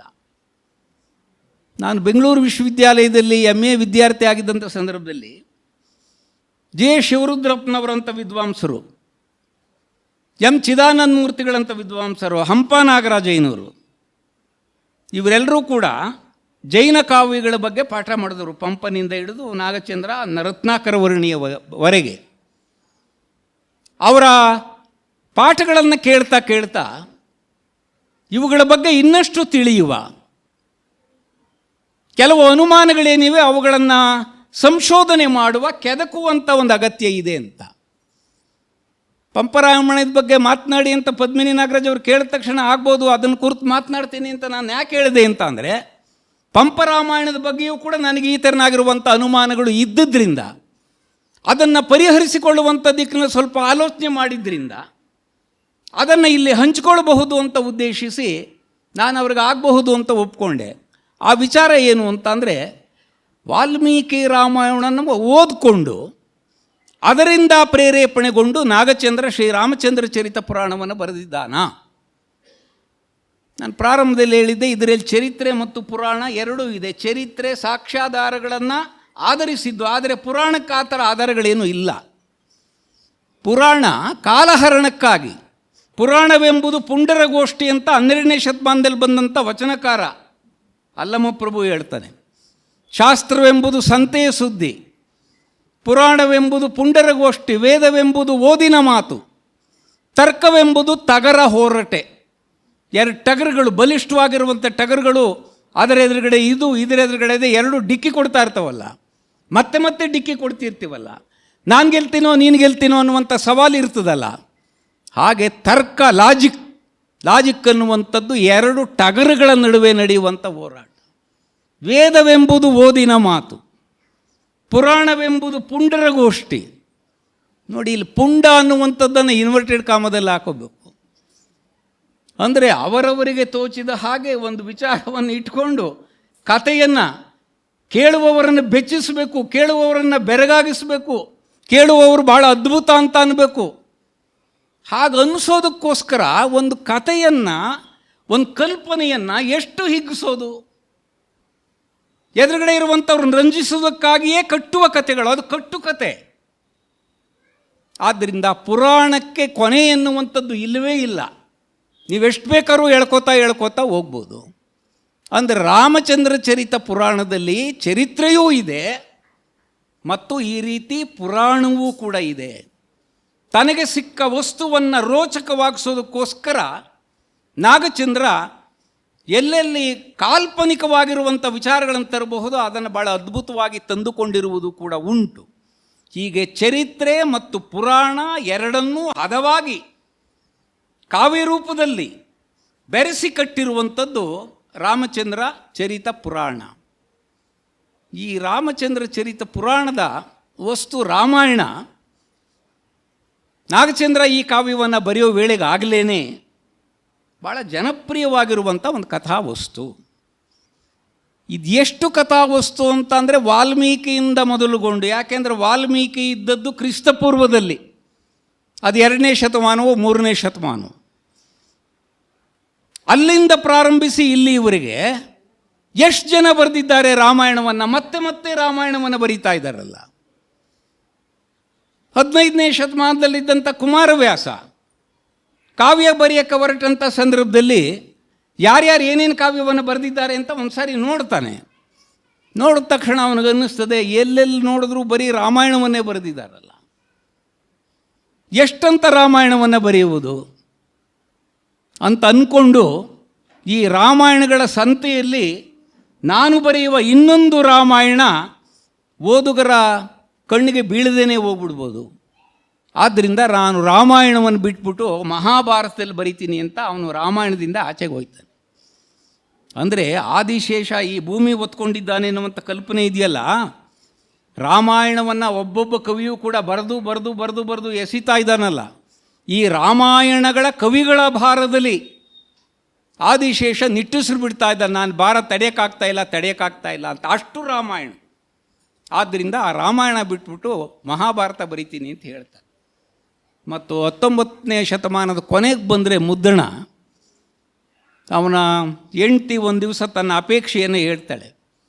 ರಾಜಸ್ಥಾನದಿಂದ ಮನೆಗೆ ಬಂದಂಥ ಮುದ್ದಣನ ಉಪಚಾರ ಮಾಡಿ ಅವನ ಕಾಲು ತೊಳೆಯೋಕ್ಕೆ ನೀರು ಕೊಟ್ಟು ಮನೆಯೊಳಗಡೆ ಕರ್ಕೊಂಡೋಗಿ ಕೂರಿಸಿ ಅವನ ಯೋಗಕ್ಷೇಮ ವಿಚಾರಿಸಿ ಕೆನೆ ಹಾಲನ್ನು ಕುಡಿಯೋದು ಕೊಟ್ಟು ರುಚಿಯಾಗಿರುವಂಥ ಹಣ್ಣುಗಳನ್ನು ತಿನ್ನೋದು ಕೊಟ್ಟು, ಏನ್ರಿ ಒಂದು ವಿಷಯ, ಏನು ವಿಷಯ, 3 ದಿವಸದ ಒಂದೇ ಸಮ ಮಳೆ ಸುರಿತಾ ಇದೆ, ಯಾವುದಾದ್ರೂ ಒಂದು ಒಳ್ಳೆ ರುಚಿಕರವಾಗಿರುವಂಥ ಕತೆ ಹೇಳಿ. ಮುದ್ದಣ್ಣ ಹೇಳ್ತಾನೆ, ಯಾವ ಕತೆ ಹೇಳಿ, ಯಾವುದಾದ್ರೂ ಒಂದು ಹೇಳ್ರಿ ಪರವಾಗಿಲ್ಲ, ಅಲ್ಲ ನಿನಗೆ ಯಾವುದು ಇಷ್ಟ ಹೇಳು. ಆಗ ತನ್ನ ಇಷ್ಟವನ್ನು ಮನೋರಮೆ ಮುದ್ದಣ್ಣನಿಗೆ ಹೇಳುವಂಥದ್ದು ಕೂಡ ಏನಾನು ಒಂದು ರಾಮಾಯಣದ್ದೇ ಆಗಲಿ, ರಾಮಾಯಣದ ಯಾವುದಾದ್ರೂ ಒಂದು ಕತೆ ಹೇಳಿ. ಆಗ ಅವನು ರಾಮಾಶ್ವಮೇಧವನ್ನು ಹೇಳಬೇಕಾಗಿ ಬರ್ತದೆ. ಇನ್ನೊಂದು ಉದಾಹರಣೆ ಕೊಟ್ಟು ನಾನು ಮತ್ತೆ ಹಿಂದಕ್ಕೆ ಹೋಗ್ತೀನಿ. 1939ರಿಂದ 1948, 9 ವರ್ಷಗಳು. ಈ 9 ವರ್ಷಗಳ ಅವಧಿಯಲ್ಲಿ ಕನ್ನಡಕ್ಕೆ ಮೊದಲ ಜ್ಞಾನಪೀಠ ಪ್ರಶಸ್ತಿಯನ್ನು ತಂದುಕೊಟ್ಟಂಥ ಕುವೆಂಪು ಅವರ ಶ್ರೀ ರಾಮಾಯಣ ದರ್ಶನಂ ರಚನೆಯಾಗ್ತದೆ. ಈ 9 ವರ್ಷಗಳ ತಪಸ್ಸಿನಲ್ಲಿ ಕುವೆಂಪು ಅವರು ಆಧುನಿಕ ಕನ್ನಡದ ಸಂದರ್ಭದಲ್ಲಿ ಮಹಾಕಾವ್ಯವನ್ನು ಬರೆಯುವುದಕ್ಕೆ ಸಾಧ್ಯ ಇಲ್ಲ ಅಂತ ಹೇಳ್ತಿದ್ರಲ್ಲ, ಅದನ್ನು ಹುಸಿ ಮಾಡಿ 22,290 ಪಂಕ್ತಿಗಳಿಂದ ಕೂಡಿರುವಂಥ ಒಂದು ಅದ್ಭುತವಾದ ಮಹಾಕಾವ್ಯವನ್ನು ಬರೆದ್ರು. ಅದು ಜ್ಞಾನಪೀಠ ಬಂತು. ನೋಡಿ, ಅದಕ್ಕೂ ಶ್ರೀ ರಾಮನ ಕಥೆಯನ್ನೇ ಆಯ್ಕೆ ಮಾಡಿಕೊಂಡು ರಾಮಾಯಣ ಎಷ್ಟು ವರ್ಷಗಳಲ್ಲಿ ಎಷ್ಟೆಲ್ಲ ಜನಪ್ರಿಯತೆಯನ್ನು ಪಡ್ಕೊಂಡಿದೆ. ಜವರೇಗೌಡರು ಅವ್ರಿಗೆ ಆಪ್ತರಾಗಿದ್ದಂಥವ್ರು ಕೇಳ್ತಾರೆ, ನೋಡಿ ನೀವಿರುವಂಥದ್ದು 2ನೇ ಮಹಾಯುದ್ಧ ನಡೀತಿ ಈಗ ಅಷ್ಟೇ. ಈಗ 1947ರಲ್ಲಿ ಭಾರತ ಸ್ವತಂತ್ರವಾಗಿದೆ ರಾಜಕೀಯವಾಗಿ.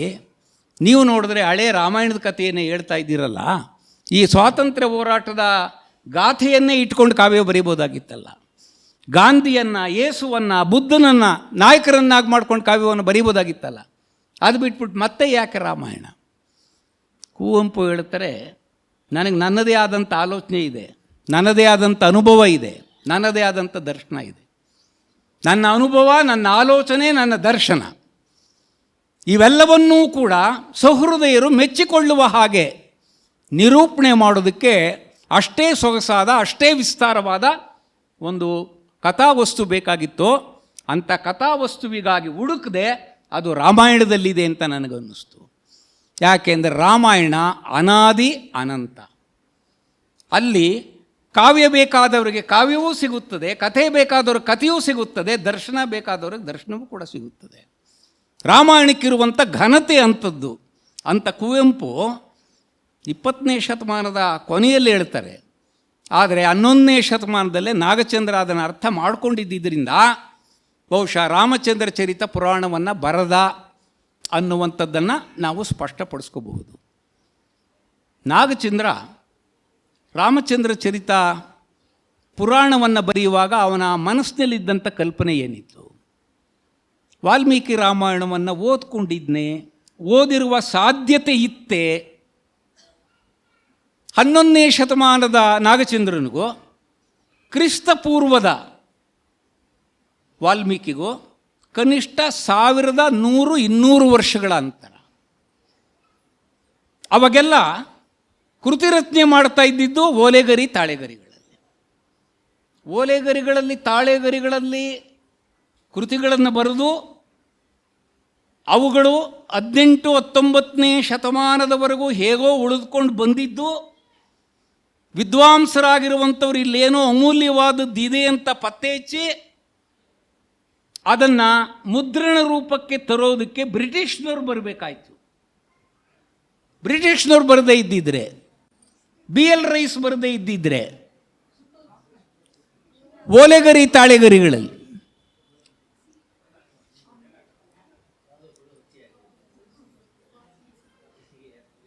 ಅಧಿಕಾರಿಗಳ ರೂಪದಲ್ಲಿ, ಮತಪ್ರಚಾರಕರ ರೂಪದಲ್ಲಿ ಇಂಗ್ಲೀಷ್ನವರು ಭಾರತಕ್ಕೆ ಬರದೇ ಇದ್ದಿದ್ರೆ, ಕರ್ನಾಟಕಕ್ಕೆ ಬರದೇ ಇದ್ದಿದ್ರೆ, ಇಲ್ಲೇನು ಕನ್ನಡದಲ್ಲಿ ಒಂದಷ್ಟು ಬೇರೆ ಬೇರೆ ಮನೆಗಳಿಗೆ ಹೋದರೆ ಈ ಹಸ್ತಪ್ರತಿಗಳನ್ನ ಇಟ್ಕೊಂಡಿದ್ದಾರಲ್ಲ, ಇದೇನು ಅಂತ ಪತ್ತೆ ಹಚ್ಚದೇ ಇದ್ದಿದ್ರೆ, ಅವುಗಳನ್ನು ಓದುವಷ್ಟು ಕನ್ನಡವನ್ನು ಕಲಿಯದೇ ಇದ್ದಿದ್ರೆ, ಓದದೇ ಇದ್ದಿದ್ರೆ, ಓದದ್ದನ್ನು ಪ್ರಕಟಿಸದೇ ಇದ್ದಿದ್ರೆ ಬಹುಶಃ ಇವತ್ತು ನಮ್ಮ ಪಾಲಿಗೆ ಪಂಪನೂ ಇರ್ತಿರಲಿಲ್ಲ, ರನ್ನನೂ ಇರ್ತಿರಲಿಲ್ಲ, ಪೊನ್ನನೂ ಇರ್ತಿರಲಿಲ್ಲ, ಜನನೂ ಇರ್ತಿರಲಿಲ್ಲ, ನಾಗಚಂದ್ರನೂ ಇರ್ತಿರಲಿಲ್ಲ, ರತ್ನಾಕರ ವರ್ಣಿಯೂ ಇರ್ತಿರಲಿಲ್ಲ.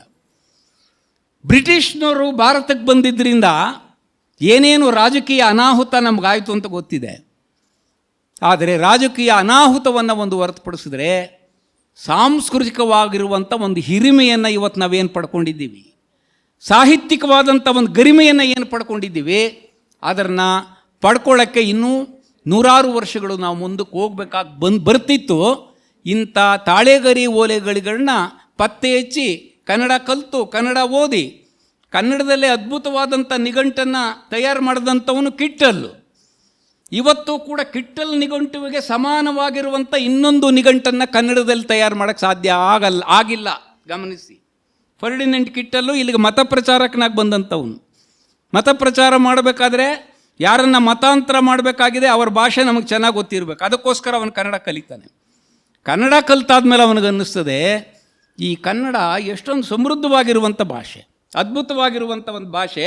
ಆದ್ದರಿಂದ ನಾವು ಈ ಕನ್ನಡದ ಸೇವೆಯನ್ನು ಏನಾದ್ರೂ ಮಾಡಬೇಕು ಅನ್ನುವಂಥ ಭಾವನೆಯನ್ನು ಇಟ್ಕೊಂಡು ಕನ್ನಡವನ್ನು ತಾನೇನು ಕಲ್ತಿದ್ನೋ ಆ ನುಡಿಗಟ್ಟೇನು ಅವನ ಬಳಿಯಲ್ಲಿತ್ತೋ ಅದನ್ನೆಲ್ಲವನ್ನೂ ಸೇರಿಸಿ ಅವನು ಒಂದು ಅದ್ಭುತವಾದಂಥ ನಿಘಂಟನ್ನು, ಇವತ್ತಿಗೂ ಸಲ್ಲುವಂಥ ಒಂದು ನಿಘಂಟನ್ನು ಪ್ರಾರಂಭ ಮಾಡಿದ್ದಾನೆ. ಈಗ ಮತ್ತೆ ಮೂಲಕ್ಕೆ ಬರೋಣ. ನಾನು ಈ ಉದಾಹರಣೆಯನ್ನು ಕೊಡ್ತಿರೋದು ಯಾಕೆ ಅಂತ ಅಂದರೆ, ಅನೇಕರು ವಾಲ್ಮೀಕಿ ರಾಮಾಯಣ ಪ್ರೇರಣೆ ಕೊಟ್ಟಿರಬಹುದೇ ಪಂಪರಾಮಾಯಣವನ್ನು ನಾಗಚಂದ್ರ ಬರೆಯೋದಕ್ಕೆ ಅಂತ. ನನಗಾಗನ್ಸಲ್ಲ. ಅದಕ್ಕೇನೆ ಹಸ್ತಪ್ರತಿಯ ಉದಾಹರಣೆ ಕೊಟ್ಟೆ. ಹಸ್ತಪ್ರತಿಯ ರೂಪದಲ್ಲಿ ಇದ್ದಂಥ ಸಂಸ್ಕೃತದ ವಾಲ್ಮೀಕಿ ರಾಮಾಯಣವನ್ನು, ಪಂಪರಾಮಾಯಣವನ್ನು ಬರೆದಂಥ ನಾಗಚಂದ್ರ ಓದುವ ಸಾಧ್ಯತೆ ಇತ್ತೆ? ಅವತ್ತಿನ ಹಸ್ತಪ್ರತಿಗಳು ಒಂದು ಕಡೆಯಿಂದ ಇನ್ನೊಂದು ಕಡೆಗೆ ಅಷ್ಟೊಂದು ಸುಲಭವಾಗಿ ಓಡಾಡೋದಕ್ಕೆ ಸಾಧ್ಯ ಇತ್ತೆ? ಕ್ರಿಸ್ತಪೂರ್ವದ ಒಂದು ಹಸ್ತಪ್ರತಿ 11ನೇ ಶತಮಾನದವರೆಗೂ ಸಾಗಿ ಬಂದಿತ್ತೆ? ಅದೆಲ್ಲಿ ಸಂರಕ್ಷಿತವಾಗಿತ್ತು ಇದು ಗೊತ್ತಿಲ್ಲ. ಆದರೆ ವಾಲ್ಮೀಕಿ ರಾಮಾಯಣವನ್ನು ಬರೆಯೋದಕ್ಕೂ, ನಾಗಚಂದ್ರ ರಾಮಾಯಣದ ಕಥೆಯನ್ನು ಇಟ್ಕೊಂಡು ಕಾವ್ಯವನ್ನು ಬರೆಯೋದಕ್ಕೂ ಮೂಲವಾಗಿರಬಹುದಾದಂಥ ಇನ್ನೊಂದು ಸಾಧ್ಯತೆಯ ಬಗ್ಗೆ ನಾವು ಆಲೋಚನೆ ಮಾಡಬಹುದು. ನಾನು ಇದ್ರ ಮೂಲಕ ಏನು ಹೇಳ್ತಿದ್ದೀನಿ ಅಂತ ಅಂದರೆ, ನಮ್ಮಲ್ಲಿ ಸಾವಿರಾರು ವರ್ಷಗಳಿಂದ ಜನಪದ ರಾಮಾಯಣಗಳು ಹಳ್ಳಿಗಳಲ್ಲೂ ಕೂಡ ಸಿಗುತ್ತವೆ. ಈ ಜನಪದ ರಾಮಾಯಣದ ಕಡೆ ಗಮನ ಸೆಳೆಯೋದಕ್ಕಿಂತ ಮುಂಚೆ ನಾನು BM ಶ್ರೀ ಅವರನ್ನು ಸ್ವಲ್ಪ ನೆನಪು ಮಾಡ್ಕೋಬೇಕು. BM ಶ್ರೀಕಂಠಯ್ಯನವರು ದತ್ತಾತ್ರೇಯ ರಾಮಚಂದ್ರ ಬೇಂದ್ರೆಯವರ ಹಳ್ಳಿಯ ಹಾಡುಗಳು ಅನ್ನುವಂಥ ಪುಸ್ತಕಕ್ಕೆ, ಜನಪದ ಗೀತೆಗಳ ಸಂಗ್ರಹದ ಪುಸ್ತಕಕ್ಕೆ ಮುನ್ನುಡಿಯನ್ನು ಬರೆಯುವಾಗ ಹೇಳ್ತಾರೆ, ಜನವಾಣಿ ಬೇರು, ಕವಿವಾಣಿ ಹೂವು. ಜನರ ಮಾತಿದೆಯಲ್ಲ, ಜನರ ಮಾತು ಎನ್ನುವಂಥದ್ದು ಬೇರು. ಬೇರಿಲ್ಲದೆ ಇದ್ದರೆ ಒಂದು ಗಿಡ ಮೊಳಕೆ ಒಡೆದು ಮೇಲಕ್ಕೆ ಬರೋದಕ್ಕೆ ಸಾಧ್ಯ ಇಲ್ಲ, ಹೂ ಬಿಡೋದಕ್ಕೆ ಸಾಧ್ಯ ಇಲ್ಲ, ಕಾಯಿ ಕಚ್ಚೋದಕ್ಕೆ ಸಾಧ್ಯ ಇಲ್ಲ, ಹಣ್ಣು ಬಿಡೋಕ್ಕೆ ಸಾಧ್ಯ ಇಲ್ಲ. ಹಾಗಾಗಿ ಜನರ ಮಾತು ಅನ್ನುವಂಥದ್ದು ಬೇರು. ಈ ಜನರ ಮಾತಿನ ಬೇರನ್ನು ಆಧರಿಸಿ ಕವಿಗಳು ಆಚೆಗೆ ತಮ್ಮ ಕವಿತೆ ಎನ್ನುವಂಥ ಹೂವುಗಳನ್ನು ಕಟ್ಟಿದ್ರು.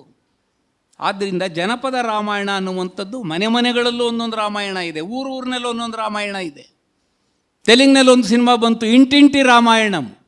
ಮನೆ ಮನೆಗಳಲ್ಲೂ ಒಂದೊಂದು ರಾಮಾಯಣ ಬೇರೆಯದ್ದೇ ಆದಂಥ ರೀತಿಯಲ್ಲಿ ನಡೀತಾ ಇರ್ತದೆ. ಹೀಗೆ ಜಾನಪದ ಮೂಲದಿಂದ ಆಯ್ಕೆ ಮಾಡಿಕೊಂಡಿರಬಹುದಾದಂಥ ಒಂದು ವಸ್ತುವನ್ನು ಇಟ್ಟುಕೊಂಡು ವಾಲ್ಮೀಕಿ ರಾಮಾಯಣದ ಬಗ್ಗೆ ಅಷ್ಟೋ ಇಷ್ಟೋ ತಿಳಿದುಕೊಂಡು ಇರಬಹುದು, ಆ ಸಾಧ್ಯತೆ ಇದೆ, ಇಲ್ಲ ಅಂತ ಹೇಳಕ್ಕೆ ಸಾಧ್ಯ ಇಲ್ಲ.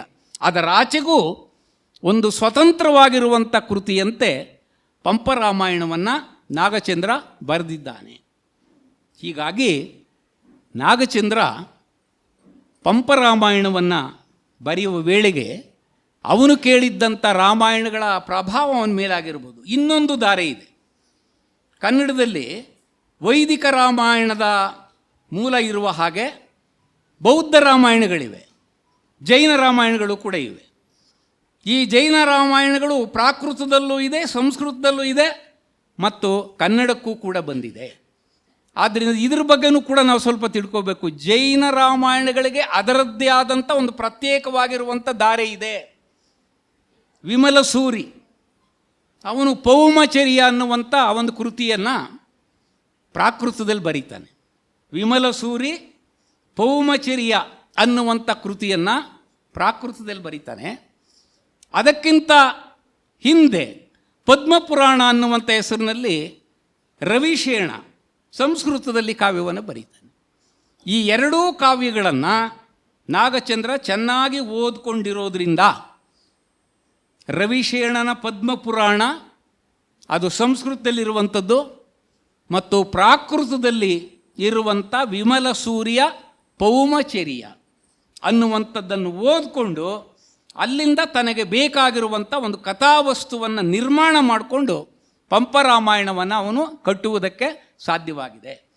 ನೋಡಿ, ಇದನ್ನು ಈ ಜೈನ ರಾಮಾಯಣ ಪರಂಪರೆಯ ಒಂದು ಕಾವ್ಯ ಪಂಪರಾಮಾಯಣ ಅಂತ ನಾನು ಯಾಕೆ ಹೇಳ್ತಿದ್ದೀನಿ ಅಂತ ಅಂದರೆ, ಇಡೀ ಪಂಪರಾಮಾಯಣವನ್ನು ನೀವು ಗಮನಿಸಿದ್ರೆ 16 ಆಶ್ವಾಸಗಳು, 16 ಆಶ್ವಾಸಗಳಲ್ಲಿ ಇರುವಂಥ ಪಂಪರಾಮಾಯಣದ ಒಂದು ಪರಿಸರವೇ ಜೈನಮಯವಾಗಿದೆ. ಜೈನ ವಾತಾವರಣ ಆರಂಭದಿಂದ ಅಂತ್ಯದವರೆಗೂ ಕೂಡ ಇದೆ. ಇಲ್ಲಿ ಬರುವ ಎಲ್ಲ ಪಾತ್ರಗಳು ಕೂಡ ಜೈನರೇ ಆಗಿದ್ದಾರೆ. ರಾಮನೂ ಜೈನನೇ, ಲಕ್ಷ್ಮಣನೂ ಜೈನನೇ, ಹನುಮಂತನೂ ಕೂಡ ಜೈನನೇ, ಹಾಗೆಯೇ ರಾವಣ ಕೂಡ ಜೈನನೇ.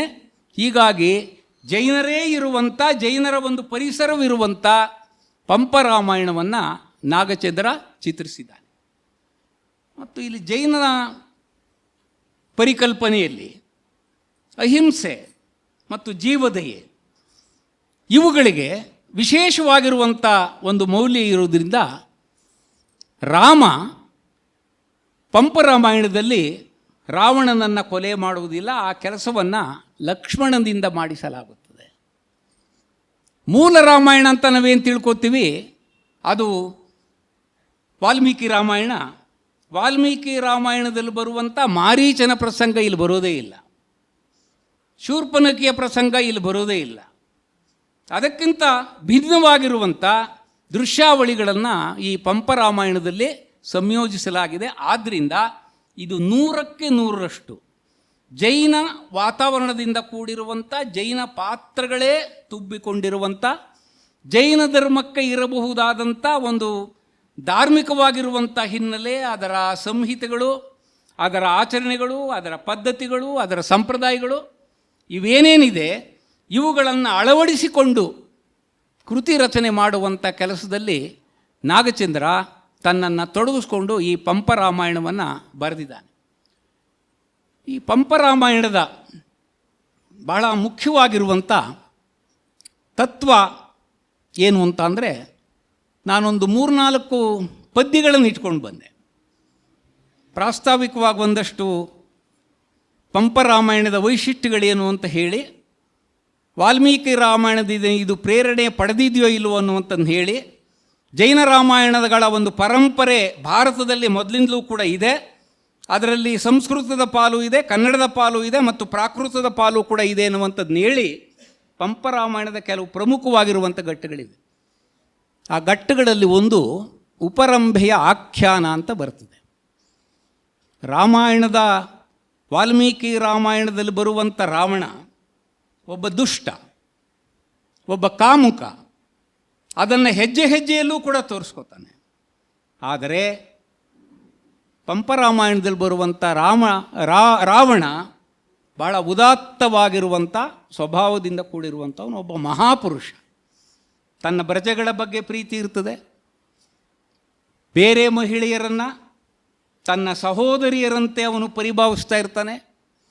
ಪ್ರಜೆಗಳು ಅತ್ಯಂತ ಸಂತೋಷದಿಂದ ಬದುಕುವುದಕ್ಕೆ ಬೇಕಾದಂಥ ವ್ಯವಸ್ಥೆಗಳನ್ನು ಮಾಡಿಕೊಟ್ಟು ಒಬ್ಬ ಜನಪ್ರಿಯ ಜನಾನುರಾಗಿಯಾಗಿರುವಂಥ ರಾಜನಾಗಿರ್ತಾನೆ.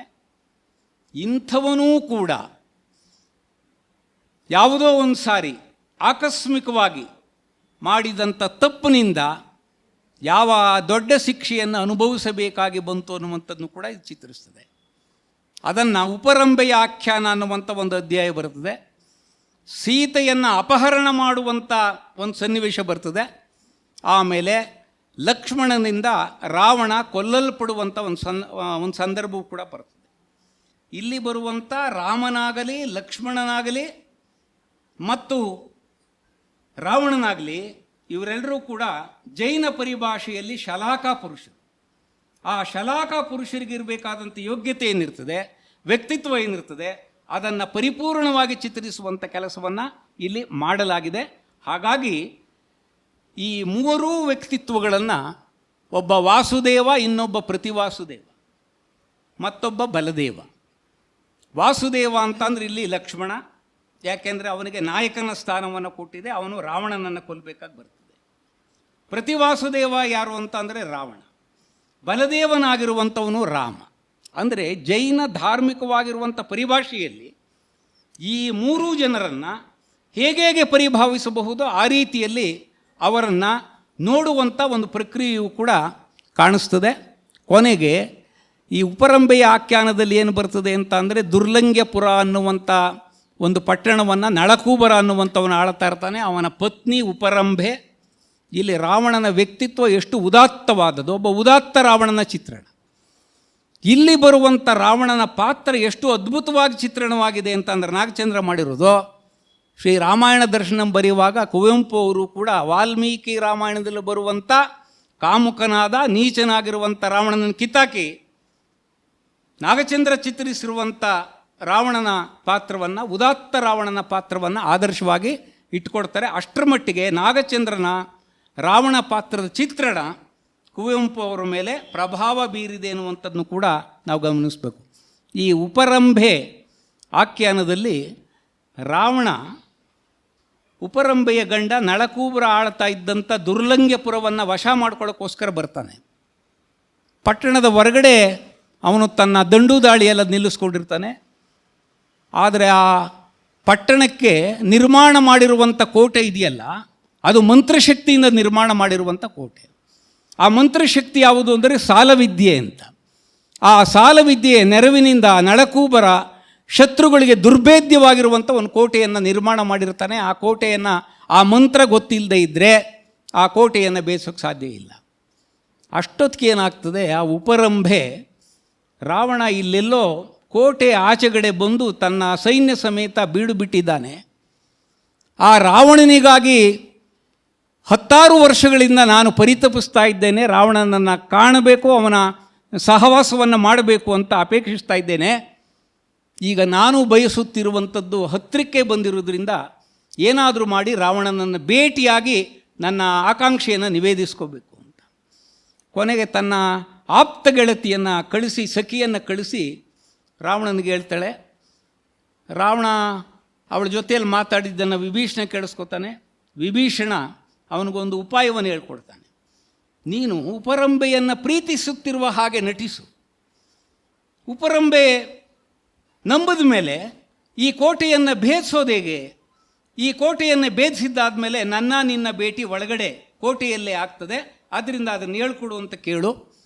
ಅವಳು ಆ ಉಪಾಯವನ್ನು, ರಹಸ್ಯವನ್ನು ಹೇಳ್ಕೊಟ್ಟ ಮೇಲೆ ಆಮೇಲೆ ಅವಳಿಗೆ ನೀನು ಬುದ್ಧಿವಾದವನ್ನು ಹೇಳು, ನಾವು ಕೋಟೆಯನ್ನು ಗೆದ್ದಂತೆ ಆಗುತ್ತದೆ. ರಾವಣ ಆ ತಂತ್ರಕ್ಕೆ ಒಪ್ಕೋತಾನೆ. ಅವಳ ಎದುರುಗಡೆ ಪ್ರೀತಿಸುತ್ತಿರುವಂತೆ ನಟಿಸ್ತಾನೆ. ಅವಳಿಗೆ ಹೇಳ್ತಾನೆ, ನಿನ್ನ ಭೇಟಿ ಕೋಟೆಯ ಒಳಗಡೆ ಆಗಲಿ ನಗರದಲ್ಲಾಗಲಿ ಈ ಕೋಟೆಯನ್ನು ಭೇದಿಸುವಂಥ ಸಾಲವಿದ್ಯೆಯನ್ನು ಹೇಳ್ಕೊಡು ಅಂತ.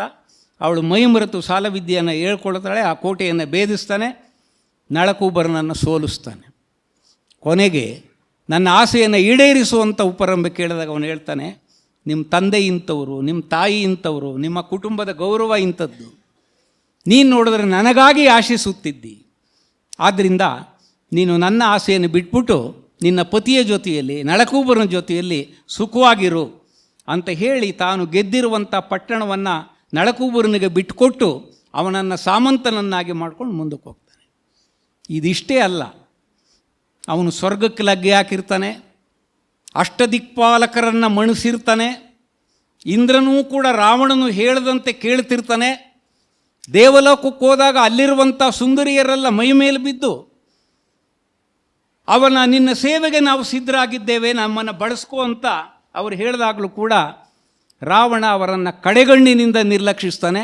ನಿಮ್ಮ ಸಹವಾಸ ನನಗೆ ಬೇಕಾಗಿಲ್ಲ, ಇಲ್ಲಿಂದ ತೊಲಗಿ ಅಂತ ಓಡಿಸಿರ್ತಾನೆ. ಅಂದರೆ ಸುಂದರಾತಿ ಸುಂದರಿಯರಾಗಿರುವಂಥವರೆಲ್ಲ ತಾವಾಗಿಯೇ ತನ್ನ ಮೇಲೆ ಬಿದ್ದಾಗ್ಲೂ ರಾವಣ ಜಿತೇಂದ್ರಿಯತ್ವವನ್ನು ತೋರಿಸಿರ್ತಾನೆ, ಅವರನ್ನು ನಿರ್ಲಕ್ಷಿಸಿರ್ತಾನೆ, ಅವರು ಬುದ್ಧಿವಾದವನ್ನು ಹೇಳಿರ್ತಾನೆ. ಇಂಥ ರಾವಣ, ಇಂಥ ಮಹಾಪುರುಷನಾದಂಥ ರಾವಣ, ಜಿತೇಂದ್ರಿಯನಾಗಿದ್ದಂಥ ರಾವಣ, ಮನಸ್ಸಿಜನ ಮಾಯೆ ವಿಧಿ ವಿಳಸನದ ನೆರಂಬಡಿಯೇ ಕೊಂದು ಕೂಗದೆ ನರರಂ. ಇದು ಜನನ ಅಮೃತಮತಿ ಮತ್ತು ಯಶೋಧರ ಚರಿತೆಯಲ್ಲಿ ಬರುವಂಥ ಕತೆ. ಮನಸ್ಸಿಜನ ಮಾಯೆ ವಿಧಿ ವಿಳಸನದ ನೆರಂಬಡಿಯೇ ಕೊಂದು ಕೂಗದೆ ನರರಂ. ಇಲ್ಲೂ ಕೂಡ ಆತರನಾಗಿರುವಂಥ ಸನ್ನಿವೇಶ ಬರ್ತದೆ. ಹಾಗೆ ಬಂದಾಗ ತನ್ನ ಜಿತೇಂದ್ರಿಯತ್ವದಿಂದ, ತನ್ನ ಸಂಯಮದಿಂದ ಅವುಗಳನ್ನೆಲ್ಲ ನಿರಾಕರಿಸಿ ಗೆದ್ದಿದ್ದಂಥ ರಾವಣ, ಅಂಥದ್ದಕ್ಕೆ ಆಸ್ಪದ ಕೊಡದೇ ಇದ್ದಂಥ ರಾವಣ, ಕೀಳಾಗಿ ನಡ್ಕೊಡದೇ ಇದ್ದಂಥ ರಾವಣ, ತನ್ನ ವ್ಯಕ್ತಿತ್ವವನ್ನು ಘನತೆಯಿಂದ ತುಂಬಿಕೊಂಡಿದ್ದಂಥ ರಾವಣ ಯಾವಾಗ ಸೀತಾದೇವಿಯನ್ನು ಕಂಡನೋ ಆ ಕ್ಷಣದಲ್ಲಿ ಪದ್ಮಪತ್ರದ ಮೇಲಿನ ಜಲಬಿಂದುವಿನಂತೆ ಚಲಿತಮಾದುದು ಚಿತ್ತಂ. ಕಮಲದ ಎಲೆಯ ಮೇಲೆ ನೀರಿನ ಬಿಂದುಗಳು ಇದ್ದರೆ, ಸ್ವಲ್ಪ ಗಾಳಿ ಬೀಸಿದರೆ ಆ ಕಮಲದ ಎಲೆಯ ಮೇಲಿರುವಂಥ ಬಿಂದುಗಳು, ನೀರಿನ ಬಿಂದುಗಳು ಆ ಕಡೆ ಈ ಕಡೆ ಓಡಾಡ್ತಾ ಇರ್ತದೆ. ಸೀತೆಯ ಅಪರಿಮಿತ ಸೌಂದರ್ಯವನ್ನು ನೋಡಿದ ಮೇಲೆ ಸ್ವರ್ಗಕ್ಕೆ ಹೋದಾಗ ಅಲ್ಲಿನ ಸುರಸುಂದರಿಯರೆಲ್ಲ ಮೈಮೇಲೆ ಬಿದ್ದಾಗ ಯಾವ ಸಂಯಮವನ್ನು ತೋರಿಸಿದ್ನೋ, ಜಿತೇಂದ್ರಿಯನಾಗಿದ್ನೋ, ಮಹಾಪುರುಷನಾಗಿದ್ನೋ, ಅದನ್ನೆಲ್ಲವನ್ನೂ ಕೂಡ ಅವನು ಮೀರ್ತಾನೆ.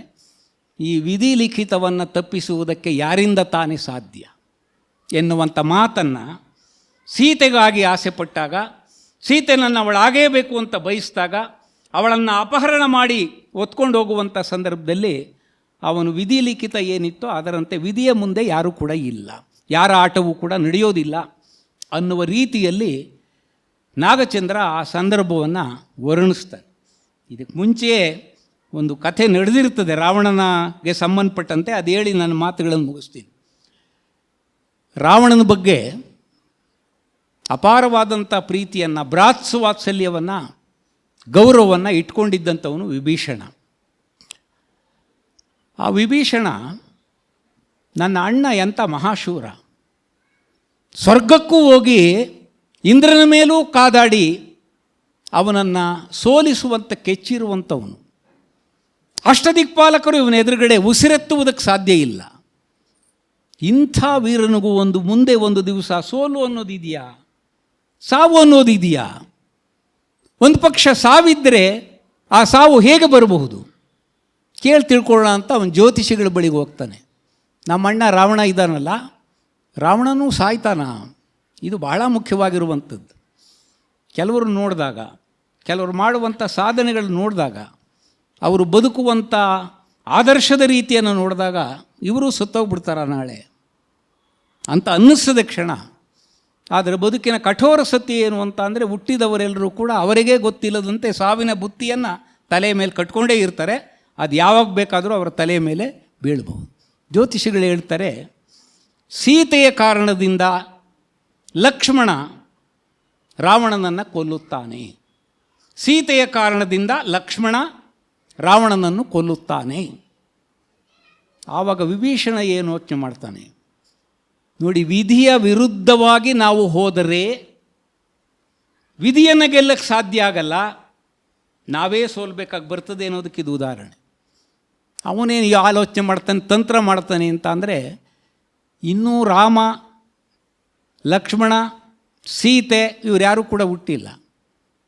ಅವರು ಹುಟ್ಟುವುದಕ್ಕೆ ಮುಂಚೆಯೇ ಮುಂದೆ ರಾವಣನನ್ನು ಕೊಲ್ಲುವವನು ಯಾರಾಗುತ್ತಾನೆ, ಕೊಲ್ಲುವುದಕ್ಕೆ ಕಾರಣ ಯಾರಾಗ್ತಾರೆ, ಅವರು ಹುಟ್ಟದಂತೆಯೇ ಮಾಡಿಬಿಟ್ರೆ ಅಂತ ತಿಳ್ಕೊಂಡು ದಶರಥ ಮತ್ತು ಜನಕ, ದಶರಥ ಮತ್ತು ಜನಕ ಇವರಿಬ್ಬರನ್ನು ಕೊಲ್ಲುವಂಥ ಒಂದು ಉಪಾಯವನ್ನು ಆಲೋಚನೆ ಮಾಡ್ತಾನೆ. ಸೈನಿಕರ ಜೊತೆಯಲ್ಲಿ ಅದನ್ನು ಚರ್ಚೆ ಮಾಡ್ತಾನೆ.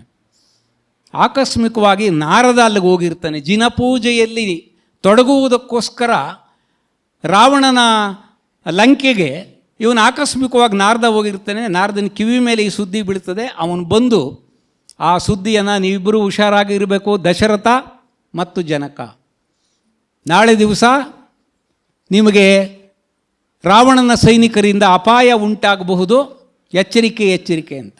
ನಾರದನ ಮಾತನ್ನು ನಂಬಿ ಅವರಿಬ್ಬರು ಏನು ಮಾಡ್ತಾರೆ, ಅವರ ಮಂತ್ರಿಗಳು ನೋಡುವುದಕ್ಕೆ ದಶರಥನ ಹಾಗೆಯೇ ಇರುವ, ನೋಡುವುದಕ್ಕೆ ಜನಕನ ಹಾಗೇ ಇರುವ 2 ಗೊಂಬೆಗಳನ್ನು ಮಾಡಿ ಅವರವರ ಅರಮನೆಗಳಲ್ಲಿ ಇಟ್ಟಿರ್ತಾರೆ.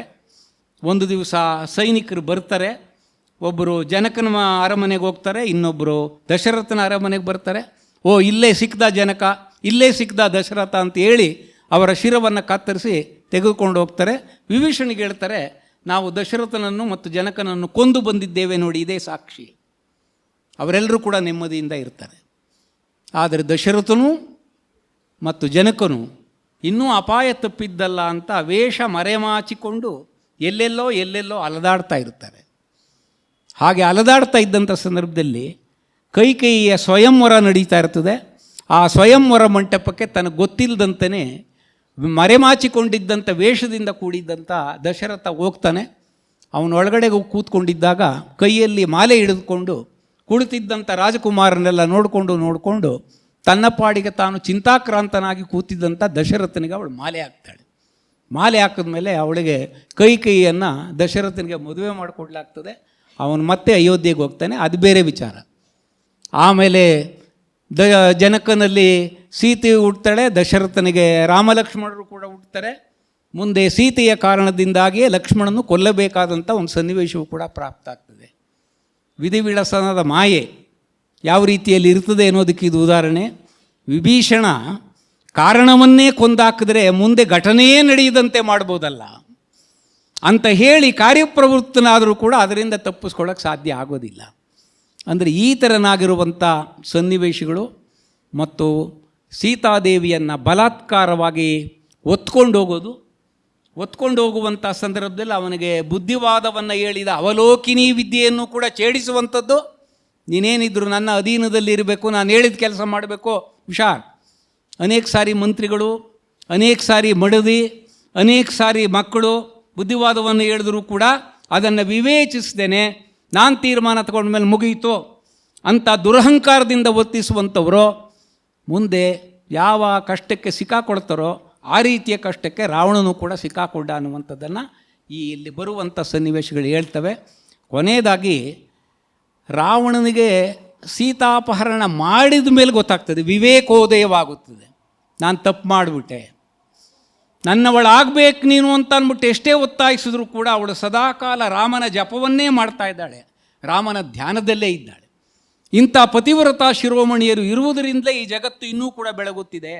ನಾನು ಎಂಥ ಅನ್ಯಾಯ ಮಾಡಿದೆ, ಇಂಥ ಪತ್ನಿಯನ್ನು ಕಳೆದುಕೊಂಡು ರಾಮ ಎಷ್ಟು ಶೋಕಿಸ್ತಾ ಇರ್ಬೋದು, ರಾಮನಿಲ್ಲದೆ ಈ ಹೆಣ್ಣುಮಗಳೆಷ್ಟು ಪರಿತಪಿಸುತ್ತಿರ್ಬೋದು, ಗಂಡ ಹೆಂಡತಿಯನ್ನು ಅಗಲಿಸೋದಕ್ಕೆ ನಾನು ಕಾರಣ ಆದ್ನಲ್ಲ, ಎಂಥ ಪಾಪ ಕೃತ್ಯ ಮಾಡಿದೆ ಅಂತ ಹೇಳಿ ಈ ಸೀತೆಯನ್ನು ಮರಳಿ ರಾಮನಿಗೆ ಒಪ್ಪಿಸಬೇಕು. ಆದರೆ ಈಗ ತೆಗೆದುಕೊಂಡೋಗಿ ಕೊಟ್ಟರೆ ನನಗೆ ಎದುರುಕೊಂಡು ವಾಪಸ್ ತಂದು ಕೊಟ್ಟ ಅನ್ನುವಂಥ ಮಾತು ಬರ್ತದೆ. ರಾಮನ ಮೇಲೆ ಯುದ್ಧ ಮಾಡ್ತೀನಿ, ರಾಮನನ್ನು ಸೋಲಿಸ್ತೀನಿ, ಸೋಲಿಸಿದ್ದಾದ ಮೇಲೆ ಸೀತಾದೇವಿಯನ್ನು ಅವನಿಗೆ ಕಾಣಿಕೆಯಾಗಿ ಒಪ್ಪಿಸುತ್ತೇನೆ ಅಂತ ನಿರ್ಧಾರ ಮಾಡ್ಕೊಂಡಿರ್ತಾನೆ. ಆ ಕಾರಣಕ್ಕೆ ಯುದ್ಧ ಆಗ್ತದೆ.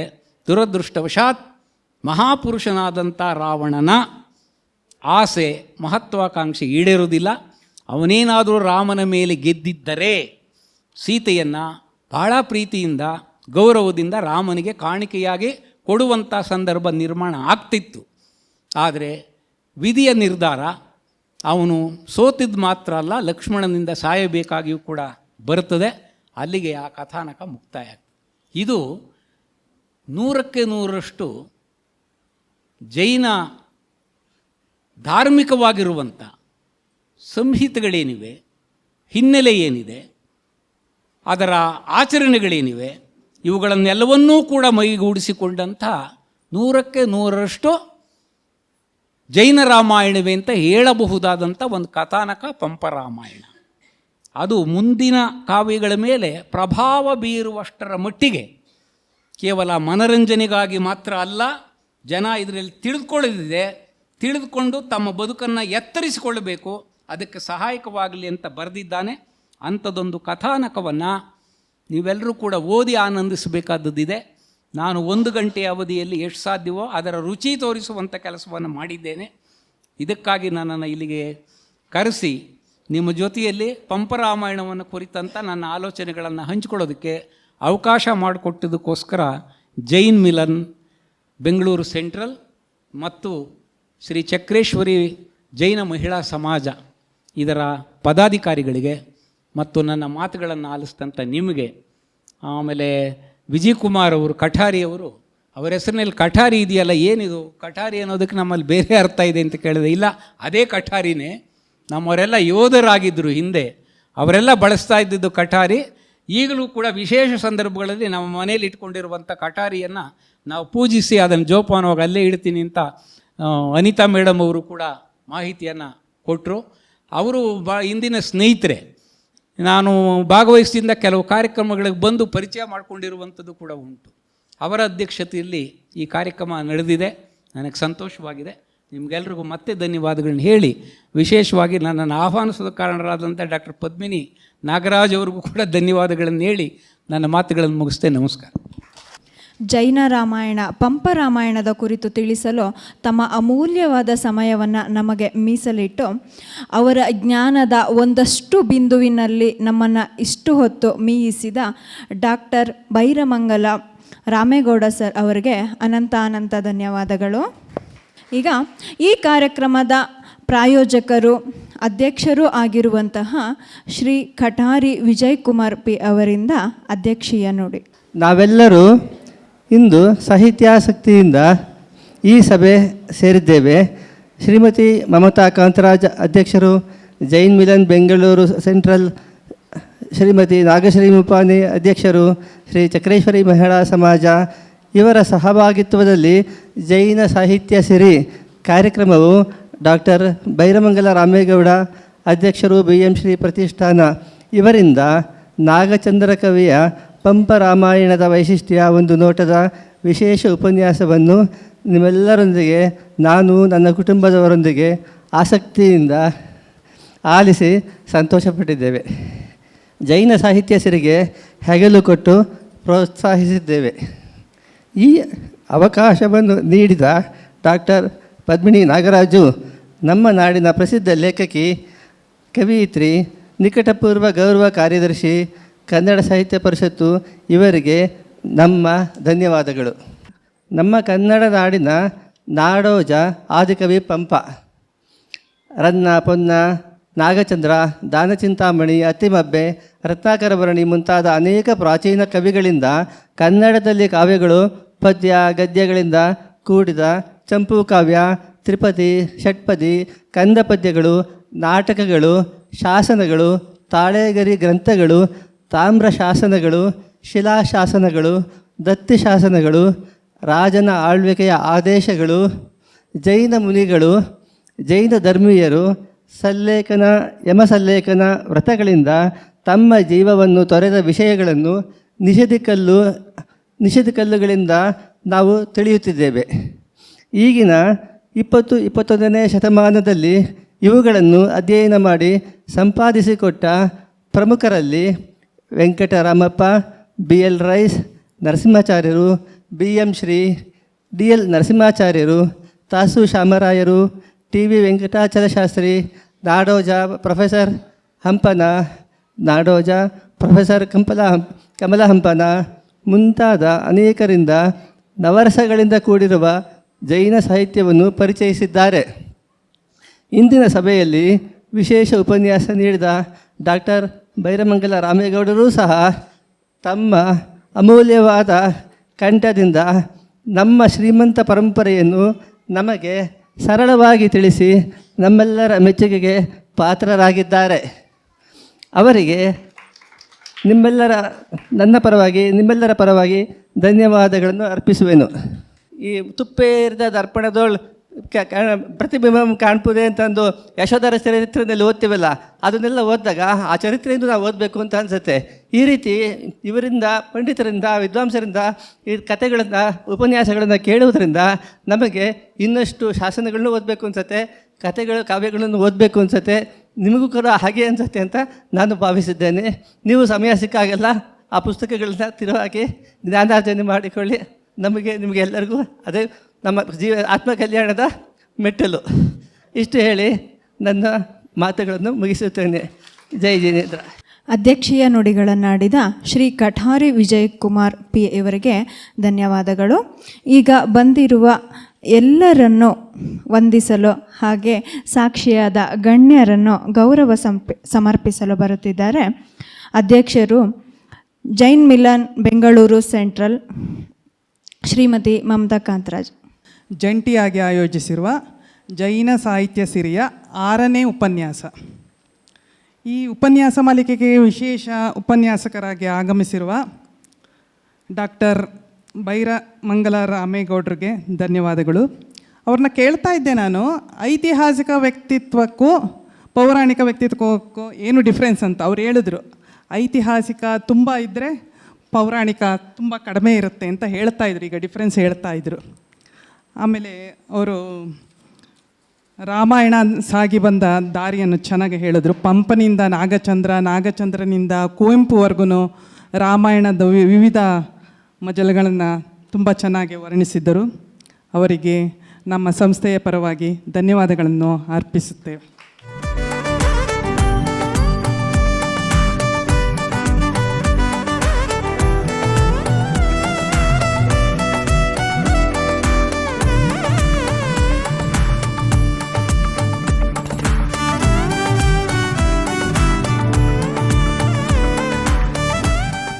ಇಂದಿನ ಸಮಾರಂಭದ ಅತಿಥೇಯರಾಗಿರುವ ಶ್ರೀ ವಿಜಯಕುಮಾರ್ ಕಠಾರಿ ಅವರಂತೂ ನಮ್ಮ ಪ್ರತಿ ತಿಂಗಳ ಉಪನ್ಯಾಸ ಮಾಲಿಕೆಗೆ ಆಗಮಿಸಿ ವಿಶೇಷ ಆಸಕ್ತಿಯಿಂದ ಉಪನ್ಯಾಸಗಳನ್ನು ಆಲಿಸಿ ನಮಗೆ ಪ್ರೋತ್ಸಾಹ ನೀಡುತ್ತಿದ್ದಾರೆ. ಅವರಿಗೂ ಅವರ ಧರ್ಮಪತ್ನಿ ಅನಿತಾ ವಿಜಯಕುಮಾರ್ ಕಠಾರಿ ಅವರಿಗೂ ಧನ್ಯವಾದಗಳು. ಈ ಕಾರ್ಯಕ್ರಮಕ್ಕೆ ನಮಗೆ ಬೆನ್ನೆಲುಬಾಗಿ ನಿಂತಿರುವ ಚಕ್ರೇಶ್ವರಿ ಮಹಿಳಾ ಸಮಾಜದ ಅಧ್ಯಕ್ಷರಾಗಿರುವ ಶ್ರೀಮತಿ ನಾಗಶ್ರೀ ಮುಪ್ಪಾನೆ ಅವರಿಗೂ ಮತ್ತು ಸಮಾಜದ ಎಲ್ಲ ಪದಾಧಿಕಾರಿಗಳಿಗೂ ಕಾರ್ಯಕಾರಿ ಸಮಿತಿಯವರಿಗೂ ಧನ್ಯವಾದಗಳನ್ನು ಅರ್ಪಿಸುತ್ತೇವೆ. ಈ ಕಾರ್ಯಕ್ರಮಕ್ಕೆ ಮೊದಲಿನಿಂದಲೂ ಮಾಧ್ಯಮ ಸಹಯೋಗ ನೀಡುತ್ತಿರುವ ರತ್ನತ್ರಯ ಕ್ರಿಯೇಷನ್ಸ್ನ ಶ್ರೀಮತಿ ಡಾಕ್ಟರ್ ನೀರಜಾ ನಾಗೇಂದ್ರ ಕುಮಾರ್ ಮತ್ತು ಶ್ರೀ ಡಾಕ್ಟರ್ ನಾಗೇಂದ್ರ ಕುಮಾರ್ ದಂಪತಿಯವರು ನಮ್ಮ ಕಾರ್ಯಕ್ರಮವನ್ನು ಅಚ್ಚುಕಟ್ಟಾಗಿ ಚಿತ್ರಿಸಿ ಚಂದನ ಕನ್ನಡ ಚಾನೆಲ್ ಮತ್ತು ಅವರದೇ ಆದ ಯೂಟ್ಯೂಬ್ ಚಾನೆಲ್ನಲ್ಲಿ ತೋರಿಸುತ್ತಿದ್ದಾರೆ. ಅವರಿಗೂ ಮತ್ತು ಅವರ ತಾಂತ್ರಿಕ ಸಿಬ್ಬಂದಿ ವರ್ಗದವರಿಗೂ ಧನ್ಯವಾದಗಳು. ಮತ್ತು ನಮ್ಮ ಪ್ರತಿ ಕಾರ್ಯಕ್ರಮಕ್ಕೆ ಆಗಮಿಸಿ ಪತ್ರಿಕೆಗಳಲ್ಲಿ ಜೈನ ಸಾಹಿತ್ಯ ಸಿರಿ ಕಾರ್ಯಕ್ರಮದ ಬಗ್ಗೆ ಪ್ರಕಟಿಸುತ್ತಿರುವ ಪತ್ರಿಕಾ ಮಿತ್ರರಿಗೂ ಧನ್ಯವಾದಗಳು. ಈ ಕಾರ್ಯಕ್ರಮಕ್ಕೆ ಪ್ರತಿ ಉಪನ್ಯಾಸ ಮಾಲಿಕೆಗೂ ಆಗಮಿಸಿ ನಮಗೆ ಪ್ರೋತ್ಸಾಹ ನೀಡುತ್ತಿರುವ ಎಲ್ಲ ಸಭಿಕರಿಗೂ ಮತ್ತು ಬಂದಿರುವ ಎಲ್ಲ ಗಣ್ಯರಿಗೂ ಧನ್ಯವಾದಗಳು. ಮುಂದಿನ ತಿಂಗಳ ಕಾರ್ಯಕ್ರಮ 16ನೇ ತಾರೀಕು ಭಾನುವಾರ. MS ಆಶಾದೇವಿ ಕನ್ನಡ ನಾಡಿನ ಬಹುದೊಡ್ಡ ವಿಮರ್ಶಕಿ, ಅವರು ನಮ್ಮ ಕವಿರಾಜ ಮಾರ್ಗದ ಬಗ್ಗೆ ಮಾತಾಡ್ತಾ ಇದ್ದಾರೆ. ಸೊ ಕವಿರಾಜ ಮಾರ್ಗದ ಬಗ್ಗೆ ಏನು ಮಾತಾಡ್ಬೋದು ಅನ್ನೋದೇ ಭಾಳ ದೊಡ್ಡ ಕುತೂಹಲ. ಆದರೆ ಕವಿರಾಜ ಮಾರ್ಗವನ್ನು ಕೂಡ ಶ್ರೀ ವಿಜಯ ಅನ್ನುವಂತಹ ಕನ್ನಡದ ಕವಿ ಬರೆದಿರುವಂಥದ್ದು. ಅದ್ರ ಬಗ್ಗೆ ಬೆಳಕು ಚೆಲ್ಲಲಿಕ್ಕೆ ಅವರು ಮುಂದಿನ ತಿಂಗಳು 16ನೇ ತಾರೀಕು, ನಿಮಗೆ ಮುಂಚೆನೇ ಅಡ್ವಾನ್ಸಾಗಿ ಹೇಳ್ತಿದ್ದೀನಿ, ಯಾಕೆಂದರೆ ಹಾಲಿಡೇ ಸಮ್ಮರು ಊರೂರಿಗೆ ಹೋಗುವಂತಹ ಕಾಲಘಟ್ಟ. ಧನ್ಯವಾದ, ನೀವೆಲ್ಲ ಇಷ್ಟು ಪ್ರೋತ್ಸಾಹ ಕೊಟ್ಟು ಬರ್ತಾ ಇರೋದಕ್ಕೆ. Thank you.